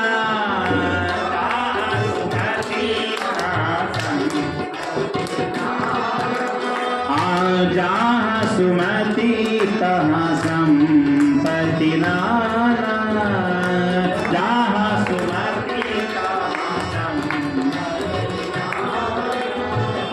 तहां कुमति तहां विपत्ति विनाना, जहां कुमति तहां विपत्ति। जहां सुमति होती है, बोले स्वर्ग कहाँ होता है? बोले स्वर्ग वहां होता है जिसके घर में अच्छी बहू आ जाए। हम आप कहे बहू घर से स्वर्ग थोड़ी बन जाएगा, लड़का भी तो अच्छा होना चाहिए। बोले नहीं नहीं नहीं नहीं, अगर बहू अच्छी आ गई तो लड़के को भी अच्छा ही बना देगी। बोलो गोविंद भगवान की। सुमति, क्योंकि सुमति और कुमति ये दो होती है, दोनों बहनें हैं। कुमति जिसके घर में आकर बैठ जाती है तो वो बहू क्या सिखाती है? क्यों? अपनी माँ की गुलाम बन जाओ, माँ की गुलाम बन जाओ। और जो सुमति वाली बहू होती है वो कहती नहीं नहीं, माँ के ही गुलाम बन जाओ, मेरे न बनो। लेकिन गाना भी तो चलते हैं मैं जोरू का गुलाम। बोलो गोविंद भगवान की। गुलाम बनना भी है तो माँ के बन जाओ, ये नहीं हम कह रहे। और जब माँ के गुलाम बन जाओगे तो कोई माँ दुनिया की ऐसी नहीं होगी कि कहे कि बहू को कष्ट दो बेटा। सज्जनों, वही स्वर्ग नजर आता है जहां घर परिवार में एकता है, भाई भाई में एकता है, देवर जेठ में एकता है, बाबा दाई में एकता है, नाती पोता सहित परिवार पूरा मिलजुल के रहता है। तो दुनिया वाले कानपुर वाले क्या कहते हैं? बोले महाराज हमें स्वर्ग की इच्छा नहीं होती, इतना स्वर्ग है हमारे घर में। कहते हैं कि नहीं? कहते हैं हमारे घर में साक्षात स्वर्ग है, क्योंकि हमारे घर की जो बहू आई है वो सुलक्षणा है, देवी है। भागवत में लिखा भी है ना ग्रहम ग्रह मित्याहु ग्रहिणी ग्रह मुचिते। ईंट पत्थरों का कितना सुंदर मकान बना लो, चाहे ऑस्ट्रेलिया का पत्थर लगा लो, चाहे अमेरिका का पत्थर लगा लो, लेकिन उस घर में अगर सास बहू भाई बहन की लड़ाई होती रही, भाई भौजाई की लड़ाई होती रही, घर परिवार में कलह मचा रहा, तो बताइए वो ऑस्ट्रेलिया का पत्थर आपको अच्छा लगता है? बताइए। बड़े बड़े फ्लैटों में, बड़े बड़े बंगलों में लोग फांसी में लटक जाते हैं, सुसाइड कर लेते हैं, बोले जहर खाकर दिए प्राण। तो जब सब कुछ है, धन है, संपत्ति है, माया है, सुंदरता है, परिवार है, तो मैं फांसी क्यों लगा ली? इसका मतलब क्या है? इसी को कहते हैं कि सबसे बड़ा स्वर्ग नजर आता है जहां सुमति होती है। बोल गोविंद भगवान की। धुंधकारी की 7 गांठें फूटी। ये 7 गांठ है क्या? पहले दिन काम रूपी गांठ फट गई। काम क्या है? हर मनुष्य काम में फंसा हुआ। काम क्या है? रोटी बनाना भी एक काम है, गृहस्थ धर्म का पालन करना भी एक काम है, गाय की सेवा करना भी एक काम है, बालक को नहलाना धुलाना भी एक काम है, गृहस्थ आश्रम के मोह में आसक्त हो जाना भी एक काम है। तो काम से जब तक दूर नहीं होगे, तो लिखा है जहां राम वहां काम नहीं, और जहां काम नहीं राम, जहां काम होगा वहां राम नहीं होंगे। काम कर लो, माताएं रोटी बना रही हैं, चला लिया मोबाइल, गाना सुनती जा रही है, रोटी बनती जा रही है। 50 लोगों को बुला लिया है, हम कहां से भोजन बना दें, कहां से लोगों को पेट भरे, मोटे मोटे लोगों का। सज्जनों, वहां वो रोटियां प्रसाद नहीं बनती, कतई वहां भोजन नहीं करना चाहिए, क्योंकि वो रोटियां प्रसाद नहीं होती, वो बुद्धि बिगाड़ने वाला दूषित अन्न हो जाता है।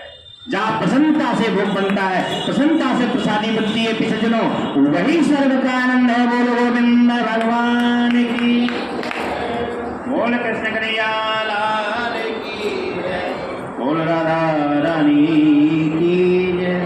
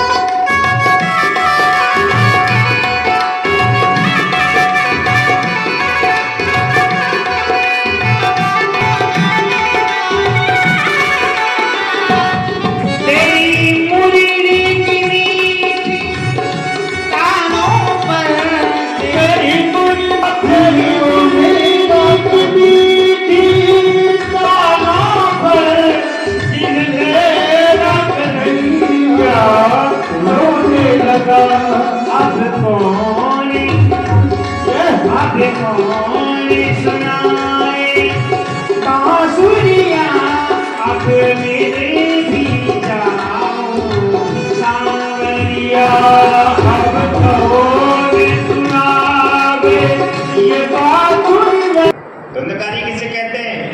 धू कर देती धुंधकारी, जो हमेशा दूसरों को कष्ट दे, दूसरों को प्रताड़ित करे, जीव हिंसा करे, दूसरों को सताए, उसी को कहते हैं धुंधकारी। इस दुनिया में भी धुंधकारी है।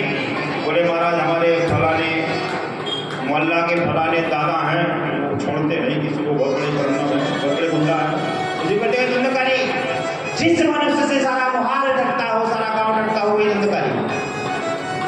धुंधकारी को 5 वैश्याओं ने मार दिया, प्रेत बना, प्रेत को कथा सुनाई गोकर्ण जी महाराज ने, 7 दिन में उसको मुक्ति मिल गई। और मुक्ति मिली, भगवान के पार्षदों ने कहा आइए पधारिए, विमान पर बैठिए, आपको भगवान ने याद किया है। जैसे भगवान की बात कही, बोले महाराज भगवान ने इनको अकेले क्यों याद किया है? कथा श्रोता तो यहाँ इतने सारे बैठे हैं, सबको क्यों नहीं याद किया? तो उन्होंने बता दिया। यहाँ भी सज्जनों, भागवत सुनने के नियम बताए। बोल गोविंद भगवान की, बोल राधा रानी की जय। क्या कहा पार्षदों ने कि विरक्तो वैष्णव विप्रो वेद साध विशुद्धि दृष्टांत कुशलो धीरो वक्ता का निष्ठा। बोले वक्ता कैसा होना चाहिए? बोले वक्ता होना चाहिए गोकर्ण जी महाराज जैसा। बोले तभी मुक्ति मिलती है। तो बोले मुक्ति मिली धुंधकारी को। बोले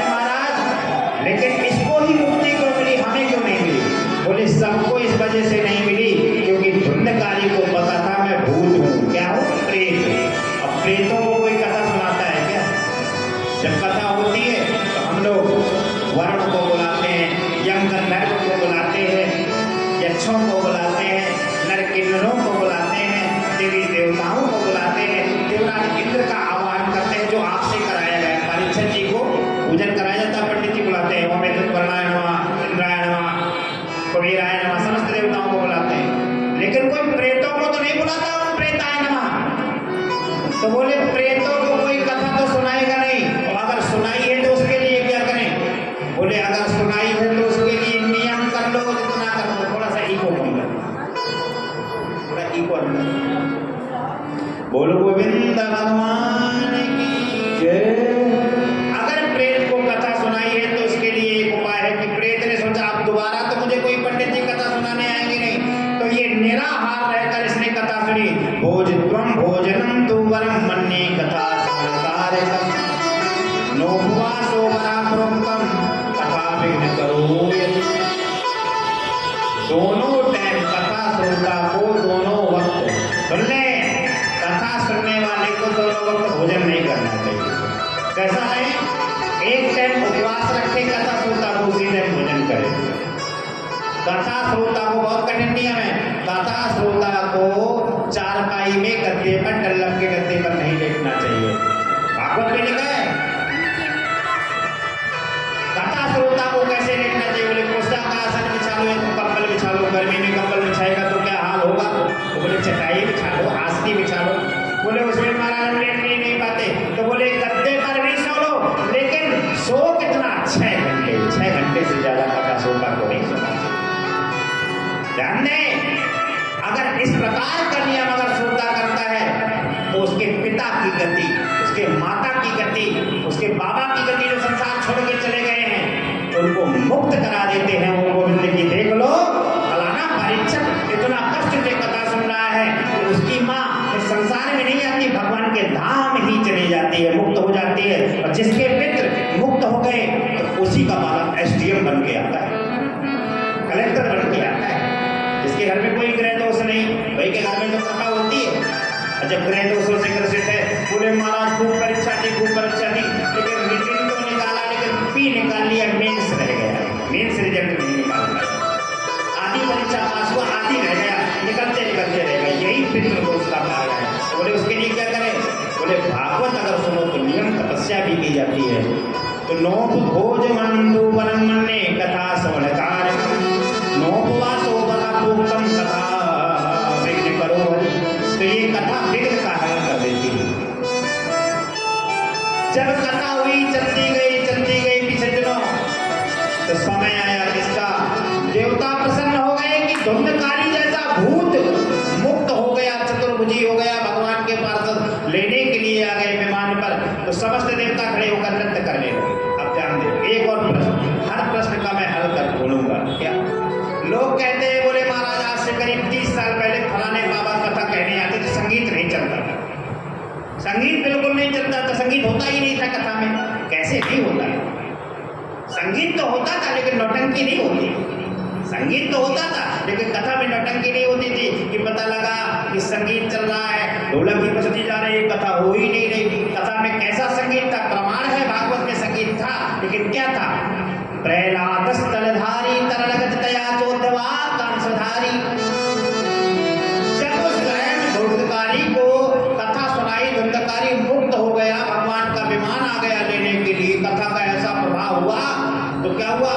प्रहलाद जी मंजीरा बजाते हुए, ताली बजाते हुए आगे, प्रहलाद स्थलधारी तरलगत तया चोद्धवा कांसधारी। उद्धव जी महाराज मंजीरा बजाते हुए आ गए। मंजीरा हमारे आचार्य जी बजा रहे हैं। वीणाधारी सरसी, नारद जी वीणा बजाते हुए, जैसे नारद जी वीणा बजाते हैं, नारायण नारायण वीणा बजाते हुए आ गए। अब देखिए संगीत था कि नहीं? कैसा संगीत था? ओरिजिनल वाद्य यंत्र था। इसे कहते हैं तालबद्ध शास्त्रीय संगीत। स्वर कुशल कुछ श्रोता बैठे थे, कौन? अर्जुन, उद्धव जी महाराज। इनने सोचा हम तो गा ही नहीं पाते, हम लोग तो बजा ही नहीं पाते, और सब लोग ताली बजा रहे, तब तो शर्म महसूस होगी कि देखो तो कैसा नालायक है, गा ही नहीं पा रहा। तो अर्जुन ने क्या किया? अर्जुन ने आलाप लगाना शुरू कर दिया।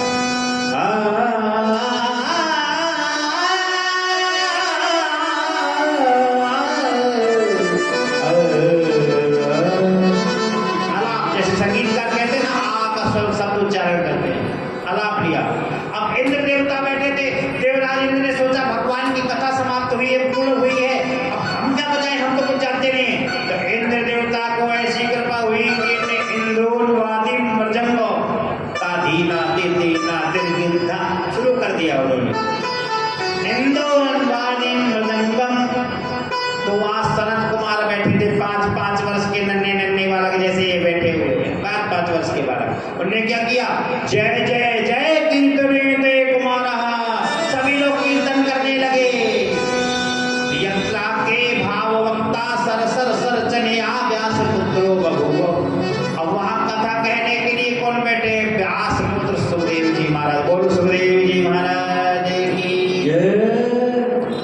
लागी लगन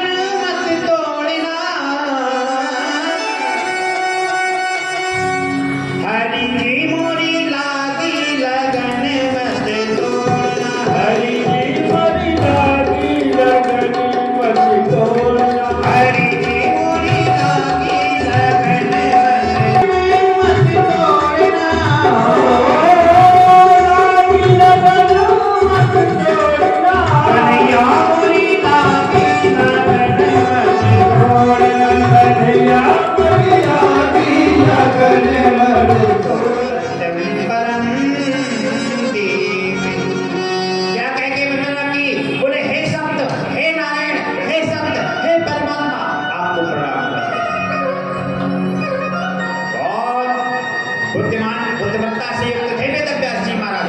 वेदव्यास जी महाराज ने सोचा अगर मैं कह दूंगा हे ब्रह्मा बाबा आपको प्रणाम, तो नारायण भगवान की आवश्यकता बड़ी, नारायण भगवान कहेंगे नहीं नहीं ब्रह्मा बाबा का चेला है, ब्रह्मा बाबा बचाए बचाओ बचाओ। तो ब्रह्मा बाबा कहेंगे कि नहीं नहीं नहीं नारायण का चेला है।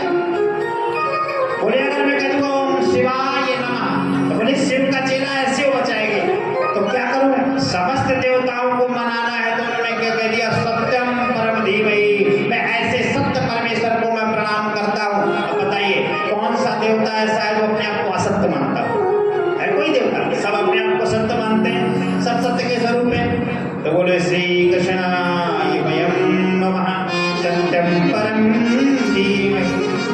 भगवान का मुख्य नाम क्या है? भगवान का नाम क्या है? नारायण। मुख्य नाम क्या है? नारायण। वही भगवान विष्णु के ही 24 अवतार हुए, नारायण के ही 24 अवतार हुए।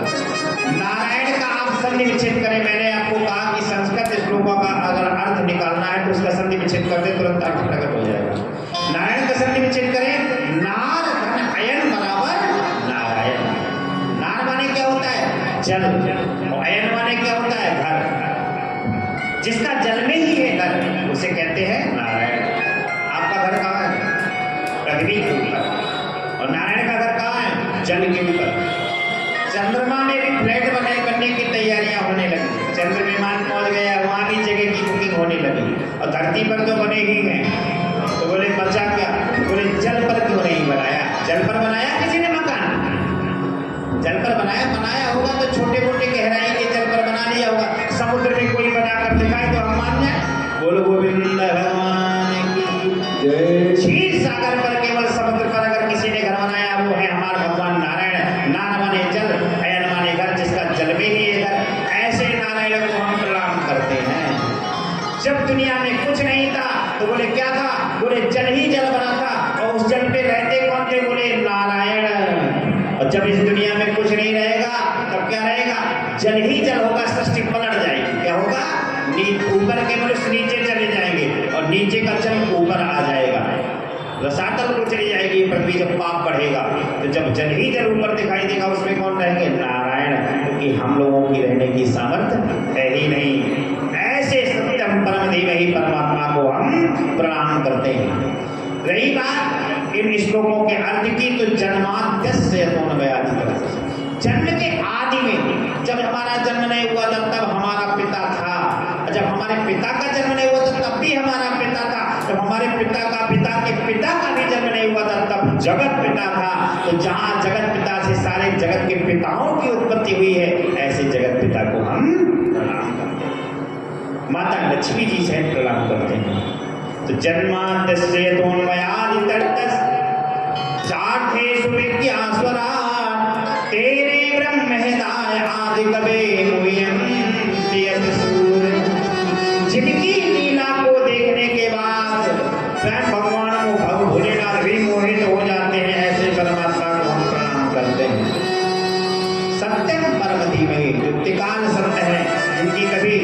संपत्ति ही नहीं होती।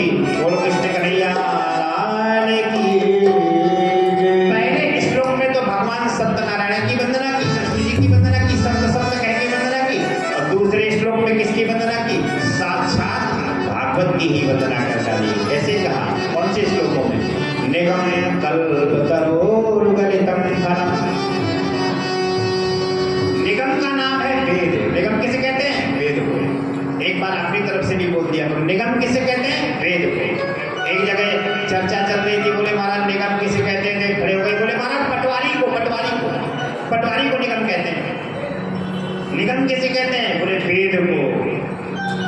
अब निगम कल्पतरोर्गलितम फलम। कल्प तरुवर माने कल्प वृक्ष, कल्प माने कल्प और तरुवर माने वृक्ष। वेद रूपी कल्प वृक्ष का पका हुआ, कैसा? निगम कल्प तरुर्गलितम फलम। कैसा फल? पका हुआ। गला माने पका हुआ। कैसा पका है? ऐसा वैसा पका नहीं है। जब हम आम खाते हैं तो उसमें गुठली नजर आती है। जब गुठली को निकाल के फेंक देते हैं तब फिर सज्जनों पदार्थ आता है, रसीला पदार्थ इसको पाते हैं, फिर इसके बाद उसमें क्या निकलता है? छिलका निकलता है। लेकिन ये श्रीमद् भागवत रूपी जो पका जप करो, रस पिया करो, राधे राधे जप करो, राम रस पिया करो। बोले कृष्ण कन्हैया जय। नैनी सारन में बैठे हुए 188,000 ऋषियों के बीच में सूत जी महाराज पहुंचे थे। कल आपने इस कथा को सुना। कथा का भाव जब प्रकट होता है, जब कोई परीक्षक कोई श्रोता व्यास से प्रश्न कर दे, बोले महाराज ऐसा कैसे, ऐसा क्यों? जब ये चर्चा उड़ जाती है तो फिर कथा का भाव जग जाता है। ये श्रोता कितने विद्वान है, इतना मन लगा कर कथा सुनते हैं। 188,000 ऋषियों ने प्रश्न किया, क्या? नैमिषे निमिष क्षेत्रे ऋषियः सौनकादयः सत्रम स्वर्गाय लोकाय सहस्र समासम। देखिए हम लोग कितने दिन के लिए कथा सुनने के लिए बैठे हैं? कितने दिन? 7 दिन। वहां कथा कितने दिन तक चली? 1000 वर्ष तक। और 1000 वर्ष की तो हमारी उम्र ही नहीं है, 1000 वर्ष सुनेंगे कैसे? तो जो संत और साधु कथा सुन रहे थे उनकी उम्र थी कितनी? 1 लाख वर्ष। अब 1 लाख वर्ष में कोई 1000 वर्ष कथा सुन ले, कोई बड़ी बात नहीं। जैसे 100 वर्ष में 7 दिन हम कथा सुन सकते हैं, इसी प्रकार 1 लाख वर्ष की उम्र हो तो 1000 वर्ष 7 दिन के बराबर ही है। बोल कृष्ण कन्हैया जय। प्रश्न किया, बोले महाराज कृपा करके ये बताइए कि प्राणी मात्र का कल्याण कैसे हो सकता है? प्राणी मात्र का कल्याण कैसे हो सकता है? बोले कल्याण करने के लिए एक ही उपाय है। बोले क्या? बोले श्वास श्वास पर राम भजी, प्रथा श्वास मत कोय, और ना जाने वा श्वास की आवन होए न हो। बोले महाराज कैसे कैसे लग सकता है मन? मन तो लगता ही नहीं हमारा भजन में, कैसे लगेगा? तो बोले एक उपाय है। कोई प्रोफेसर या कोई डीएम एसपी कलेक्टर या कोई राजनेता कहे, बोले महाराज प्रोफेसर साहब कहें हमें रात दिन कापियों को जांचना पड़ता है, रात दिन साइन करना पड़ता है, तो हम क्या करेंगे? हम राम नाम भजेंगे क्योंकि पढ़ाई के बच्चों को काफी जांचेंगे। तो ध्यान दे उपाय, जहाँ काम वहाँ राम नहीं, और जहाँ काम नहीं राम, जहाँ राम नहीं काम, और जहाँ काम में राम है तो कृपा करें श्री राम। बोले रोटियां किसके लिए बन रही हैं? ये मत कहिए मेरे बच्चों के लिए, 4 बच्चे हैं, 4 बच्चों के लिए बन रही है। रोटियां किसके लिए बन रही है? मेरे 4 बेटे हैं उनके लिए बन रही है। बोले नहीं, ये रोटियां किसके लिए बन? हमारे ठाकुर जी के लिए बन रही है। बोले हो गई पूजा, हो गया माला, माला हो गया। भगवान कैसे हैं? भाव के भूखे हैं भगवान, भाव के भूखे हैं भगवान। आपने इतना कहा नहीं कि ठाकुर जी के लिए बन रहे हैं। ठाकुर जी कब से आपकी एक रोटी तो धीरे से पा ही जाएंगे, गिन लेना रोटियों में एक रोटी कम ना हो। जहाँ काम वहाँ राम नहीं, जहाँ राम नहीं काम, जहाँ राम नहीं है तो किसी जन वो काम सफल नहीं होगा। अगर माताएं रोटियां बनाती हैं और वो राम राम राम राम राम गोविंद गोविंद गोविंद माता जय माता की जिसके आप भक्त हैं वो नाम लेते जाइए और रोटियां बनाते जाइए। वो रोटी बिना तुलसी दल के ही प्रसाद हो जाएगा। जहां काम में राम है कृपा करें श्री राम। अब बताइए, एक घर में 4 लोगों को एक माता कम से कम 40 रोटी बनाती है कि नहीं? दोनों टाइम कितनी खाते हैं? 5-5 ही लेते होंगे या 10-10, 8 तो ले ही जाते होंगे। बोलो गोविंद भगवान की जय। अगर 10-10 भी रोटियां एक व्यक्ति को बनती हैं तो कितनी रोटियां बन गई? 40 या 50 या 100, 108 की माला हो गई कि नहीं? एक रोटी बेलने में, सेकने में, उसको उलटने पलटने में एक बार राम कहना। लो रोटी अभी से कह रही है राम तो हो गया, एक ही बात है। तो 108 रोटी बनी या 200 रोटी बनी या 40 रोटी बनी, एक माला हो गई कि नहीं? बोलो गोविंद भगवान की जय। सबसे अच्छा होता है। बोले अगर जीवन में मनुष्य कल्याण चाहता है तो दूसरी बात क्या कहती? सिया राम में सब जगे, सिया राम में सब जग जाए, मारहु प्रणाम जोरी जोगी मानी, मारहु प्रणाम जोर जुग पानी, मारहु प्रणाम जोर जुग पानी, मारहु प्रणाम जोर जुग पानी। बोले सारे संसार के हर जीवों पर भगवान का स्वरूप देखने लगो तो कुत्ते के भी डंडे नहीं मानने पड़ेंगे। किसी मनुष्य से लड़ाई ही नहीं हमारी होगी, किसी मनुष्य से हमारा द्वेष ही नहीं होगा। बस ले हो गई पूजा, परोपकार परमो धर्मास्ति। दूसरा प्रश्न कर दिया, देखिए सौनकादि कट्ठाचार्य ऋषि सूत जी से प्रश्न कर रहे हैं। क्या पूछा? शास्त्र बहुत हैं लेकिन मनुष्य के पास कम समय है, तो महाराज कोई ऐसा साररूपी ग्रंथ बता दो जिससे कि कम समय में ही मनुष्य को सारी कथा का लाभ मिल जाए।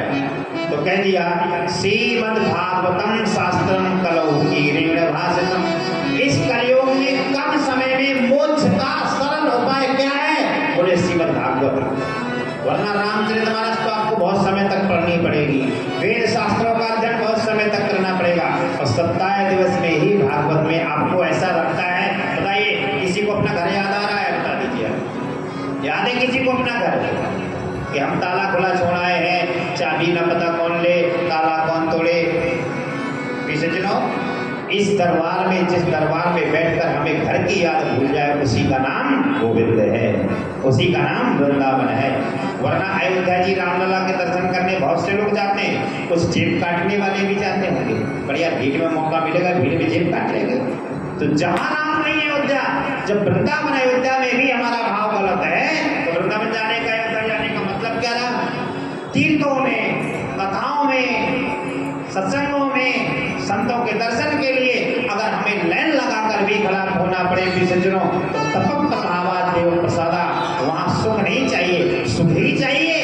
तो सज्जनों मुजरा कराइए, नौटंकी हो सकती है, वहां आनंद लीजिए, लेकिन कथाओं में तो शरीर को तपाना पड़ता है। बोलो गोविंद भगवान की जय। लिखा है भागवत में तपक प्रभावात देव प्रसादा। ये बात आ जाती है तो मुझे बोलना पड़ता है। सज्जनों तीसरा प्रश्न किया, भगवान यदि सर्व समर्थवान है तो अवतार लेकर के आते हैं। जानते भगवान का जब भादव की अष्टमी तिथि आती है तो आप लोग क्या करते हैं? कल्याणपुर के बाजार में सजाने वाले सामान खरीदते हैं, ठाकुर जी के मुकुट खरीदते हैं, ठाकुर जी के वस्त्र खरीदते हैं। आज कन्हैया लाल की क्या है? जन्माष्टमी है।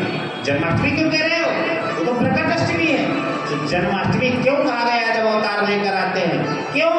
क्योंकि वो माँ के गर्भ में आए, माँ को उन्होंने माँ के गर्भ को मंदिर बनाया, फिर माँ के गर्भ को मंदिर बनाकर फिर भले ही प्रकट होकर आएंगे तो हम तो जन्म ही कहेंगे। बोल कौशल्या मैया की, बोल यशोदा मैया की जय। सज्जनों दूसरी बात है, वेद व्यासी महाराज कहते हैं ना भगवान जन्म लेते हैं ना उनकी मृत्यु होती है, ना भगवान का जन्म होता है ना मृत्यु होती है, तो प्रकट होकर आते हैं। चौथा प्रश्न किया, भगवान ने अवतार लिए तो कितने अवतार? कोई कहता है कि महाराज देखिए यदुवंशी कहते हैं कृष्ण बड़े, क्षत्रिय कहते हैं राम बड़े, अब तो बड़ी जातवाद में भेद चलने लगा, ब्राह्मण कहने लगे परशुराम बड़ी। ये है क्या? भगवान कोई छोटा है क्या? हर भगवान के अवतार बड़े हैं। भगवान के कितने अवतार हुए? 24। भगवान ने देखिए चारों वर्णों में अवतार लिए। कोई अगर ब्राह्मण कहे कि ब्राह्मण कुल में ज्यादा भगवान ने अवतार लिए, बामन बन के आए, संकाल ऋषि बन के आए, नहीं नहीं नहीं नहीं, भगवान ने शूद्र का भी अवतार लिया, शूद्र भी बनकर आए। जहाँ जात पात का भेद हो जाता है वहीं भी सज्जनों हिंदू राष्ट्र की जो कल्पना कर रहे हैं वहीं खंडन होने लगता है। क्या हिंदू राष्ट्र बनाओगे? हिंदू राष्ट्र तो तब बनेगा जब एक माँ से पूछा जाए कि तुम्हारी कितनी संतानें हैं, तो वो ये ना कहे कि मेरे 2 संतानें, उसे कहना चाहिए मेरे 4 संतानें हैं। एक भाई से पूछा जाए तुम्हारे कितने भाई हैं, वो ये ना कहे कि हमारे 1 भाई है या 2 भाई है, वो ये कहे 4 भाई है। बोले कौन? ब्राह्मण, क्षत्रिय, वैश्य, शूद्र। जिस समय हमारा ये भाव जग जाएगा तो हिंदू राष्ट्र अपने को कोई रोक ही नहीं सकता। बोलो गोविंद भगवान की जय। तो बोले 24 अवतार नहीं, 24 अवतार में कौन कौन से अवतार हुए? बोले ब्राह्मणों में भी आए, क्षत्रियों में भी आए, वैश्यों में भी आए, यदुवंशियों में भी आए, शूद्रों में भी आए। शूद्र का अवतार कौन धारण किया? सूकर भगवान, सुअर बन के आए भगवान। क्या? सुअर। जब पृथ्वी को हिरण्याक्ष नाम का दैत्य चुरा ले गया, परशुराम अवतार, नर नारायण अवतार, हरि अवतार, हंस अवतार, राम अवतार और कृष्ण अवतार श्रेष्ठ अवतार हैं। तो बोले इतने अवतार भगवान ने क्यों धारण किए? तो जब रामचरितमानस का उदाहरण लेकर समझाऊंगा। जब जब हो हल्का सा ही को कम कर, हल्का ही को हमारा कम कर दिए। जब जब हो धर्म की हानि, जब जब हो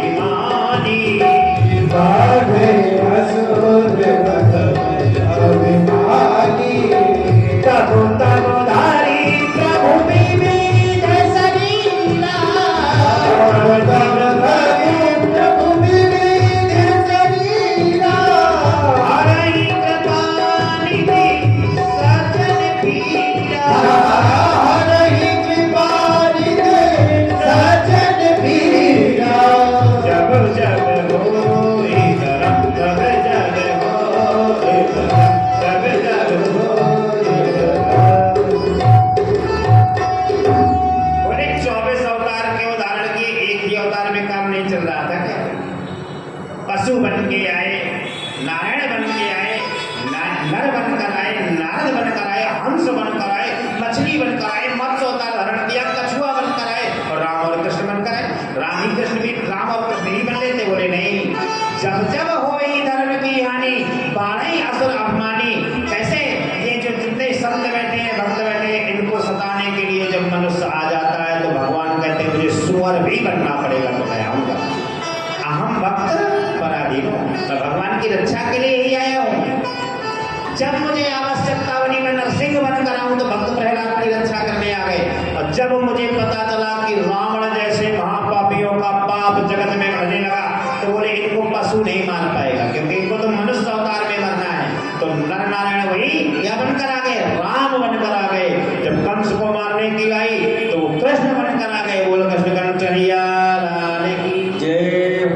सज्जनों, 5वां प्रश्न किया, जीवन का परम लक्ष्य क्या है और भगवान को किस प्रकार प्राप्त करेंगे?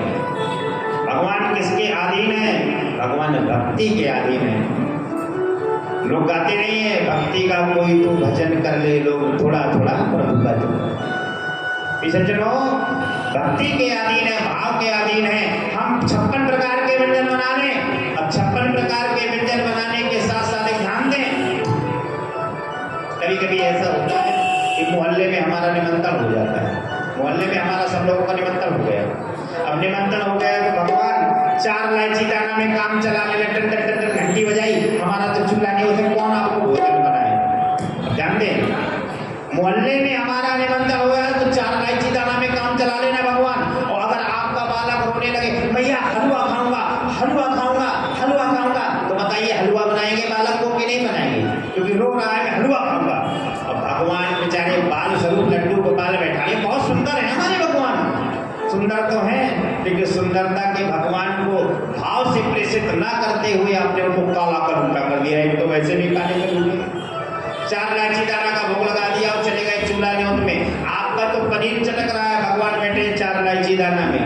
तो भाव के भूखे हैं भगवान, भाव के भूखे हैं भगवान, भाव के भूखे हैं भगवान, भाव के भूखे हैं भगवान। ओ भजन बिना सब साधन छूटो जैसे सकल जहां, भजन बिना सब साधन छूटो जैसे सकल जहां, भजन बिना सब साधन छूटो जैसे सकल जहां, भजन बिना सब साधन छूटो जैसे सकल जहां।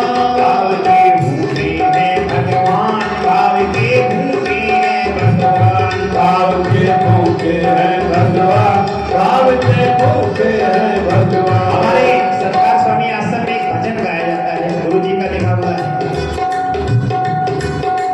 राम नाम धन पाया मैंने, राम नाम धन पाया, राम नाम धन पाया मैंने, राम नाम धन पाया।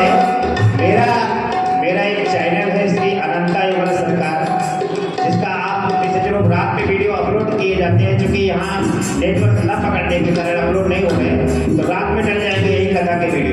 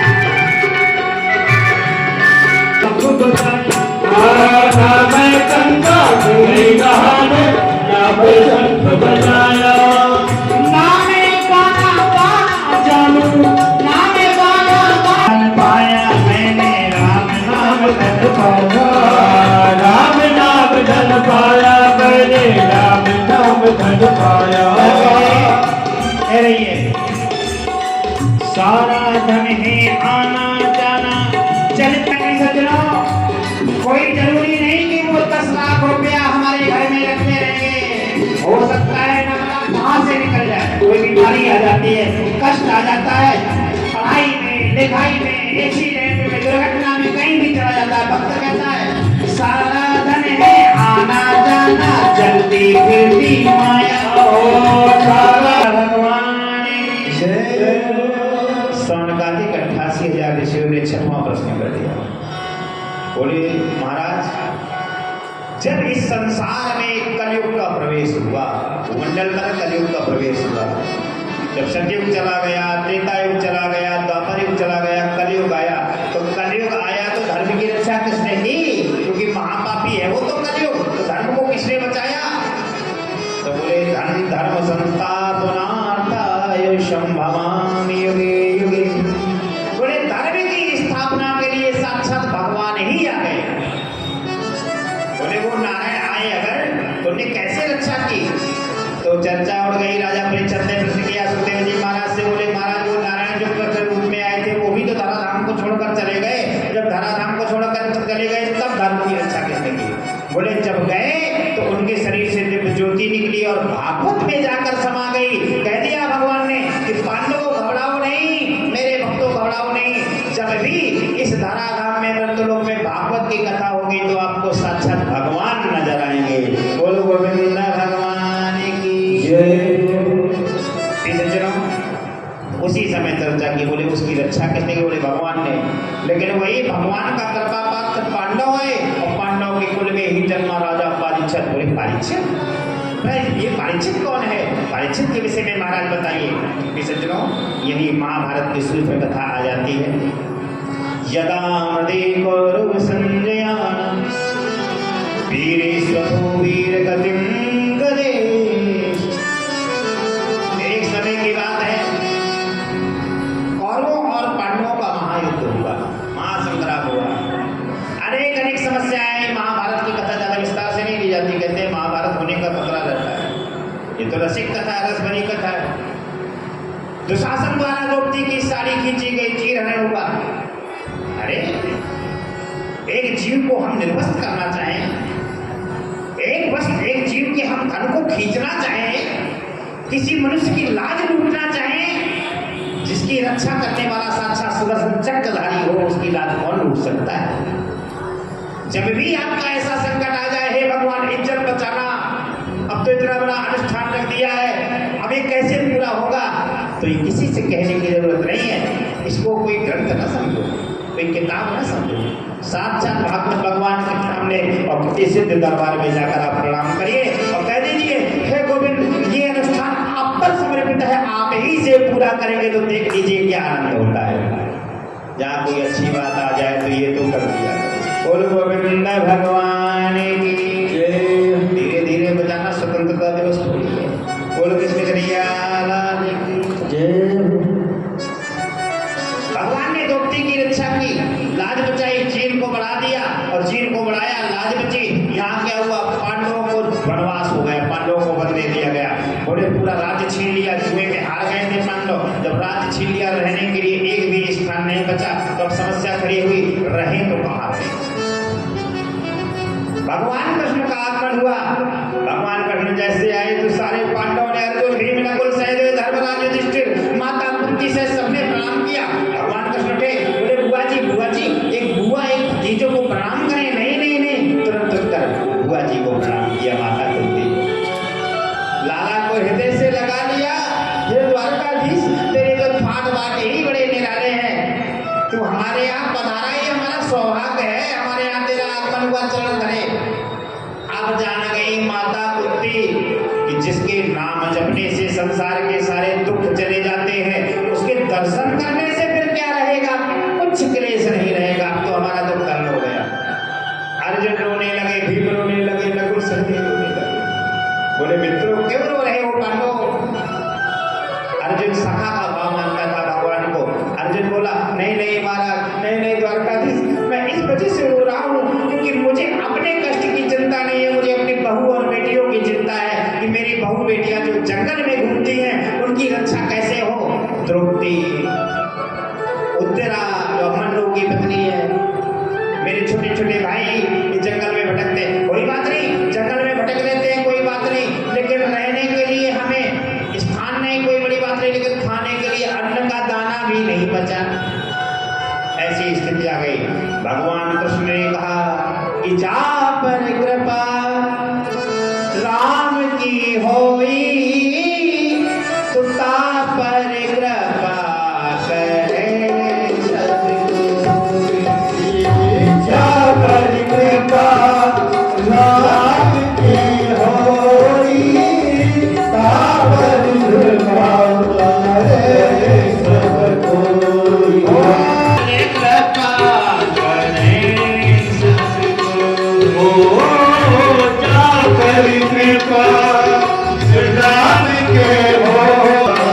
करे सतगुरु। भगवान ने कहा तुम चिंता ना करो, जिसके ड्राइवर स्वयं गोविंद होते हैं उसकी गाड़ी कभी पलटती नहीं है। अच्छा ध्यान दें, परम लाडले कौन है? हनुमान जी महाराज। हनुमान जी का ध्यान किया करो, हे हनुमान जी आइए हमारी गाड़ी को संभालिए। और जिसकी गाड़ी स्वयं हनुमान जी चलाएंगे, गोविंद चलाएंगे, उसकी गाड़ी कभी पलट सकती है? कभी नहीं। बोल गोविंद भगवान की जय। पांडव रोने लगे, बोले चिंता ना करो, बोले मैं राज्य वापस दिलाऊंगा, मैं आज जा रहा हूँ। कौरव दुश्मनी मानते हैं, वही चचेरे मेरे फुफेरे भाई हैं, तुम्हारे सगे रिश्तेदार हैं, सगे भाई हैं, लेकिन तुम्हें छोड़कर आज रिश्तेदारी को खत्म करके आज बुराई करने लगे। और इनकी शत्रुता हो गई कि तुम्हें जंगल में निकाल दिया, तुम्हारा राज्य छीन लिया। अरे जुए का ही तो खेल था, जुए के खेल में हार जाए तो किसी की संपत्ति को लूट ले जाओ, उनके बच्चों के खाने के लिए अन्न का दाना ना छोड़ो। बोले नहीं नहीं नहीं, मैं जा रहा हूं। भगवान कृष्ण ने पहले चिट्ठी लिख के भेजी, हे हस्तनापुर के राजा दुर्योधन, मैं द्वारकाधीश श्री कृष्ण तुम्हारे दरबार पर किसी कारणवश आ रहा हूं और मैं फलाने फलाने तिथि नक्षत्र पर इतने समय पर पधार जाऊंगा। अब डेट नहीं चलती थी कि दिनांक 24 तारीख को आ जाएगी, फलानी तिथि पर मैं आ जाऊंगा। जैसे दुर्योधन को ये चिट्ठी मिली, दुर्योधन ने इंद्र से कलियों को सिंचवा दिया। मेरे द्वारकाधीश आ रहे हैं, ढिढोरा पिटा दिया। अरे नगर वालों, गांव वालों, हमारे यहाँ भगवान द्वारकाधीश का आगमन हो रहा है, द्वारकाधीश का आगमन हो रहा है। फूलों से गलीचा सजा दिए, फूलों से गलीचा को रंग दिया गया, फूलों से गलियां सजा दी और सफेद रंग के हाथियों को माला लेकर खड़ा कर दिया कि जैसे द्वारकाधीश आए तो माला पहनाना, स्वागत करना। भगवान जैसे रथ पर चले, सोने के रथ पर पहुंचे। हस्तिनापुर बड़ी ही इंपॉर्टेंट कथा है। थोड़ी ही देर बाद परीक्षित और सुखदेव जी के जन्म के बाद कथा का विश्राम हो जाएगा। केवल आधा घंटे तक कथा और सुने।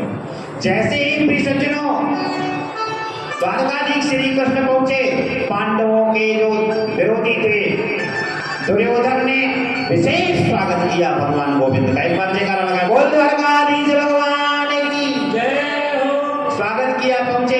गांधारी बुआ को जो दुर्योधन की माता जी हैं, उनको पता चला हमारा भतीजा आ रहा है कन्हैया। उन्हें 56 प्रकार के व्यंजन बना दिए थे सोने की थाली में। मैं मक्खन खिलाऊंगी, मैं बाजरे की रोटी खिलाऊंगी, मैं पकौड़ी, कलाकंद, बालूशाही, अमिर्ती खिलाऊंगी। 56 प्रकार के भोजन। कन्हैया लाल गए, बुआ ने तुरंत सूचना भेजी कि कन्हैया को बुलाओ। हर बुआ को भतीजा प्यारा होता है। कोई भतीजा बुआ के पास पहुंचे तो बुआ तुरंत तरह तरह की मिठाइयां निकाल लेती है, लाला ये खा ले, वो खा ले। कन्हैया ने कहा बुआ जी तनिक रुक जाओ, हम दुर्योधन भैया से बात कर ले, फिर इसके बाद दोनों लोग बैठ के भोजन करेंगे। दुर्योधन के बगल में बैठे, दुर्योधन ने अपना राज सिंहासन का अर्ध भाग बैठने के लिए लिया, बैठ गए। भगवान बोले कैसे आना हुआ प्रभु? भगवान ने कहा दुर्योधन तू आज हस्तिनापुर का राजा है, बड़े ठाट बाट है तेरे, मैं तेरे यहाँ आज आया हूँ, लेकिन एक कारण है। बोले कारण तो बताओ सही। बोले कारण ये है कि आपके ही जो चचेरे भाई हैं अर्जुन, भीम, नकुल, सहदेव, इनके रहने के लिए थोड़ा सा राज्य दे दो।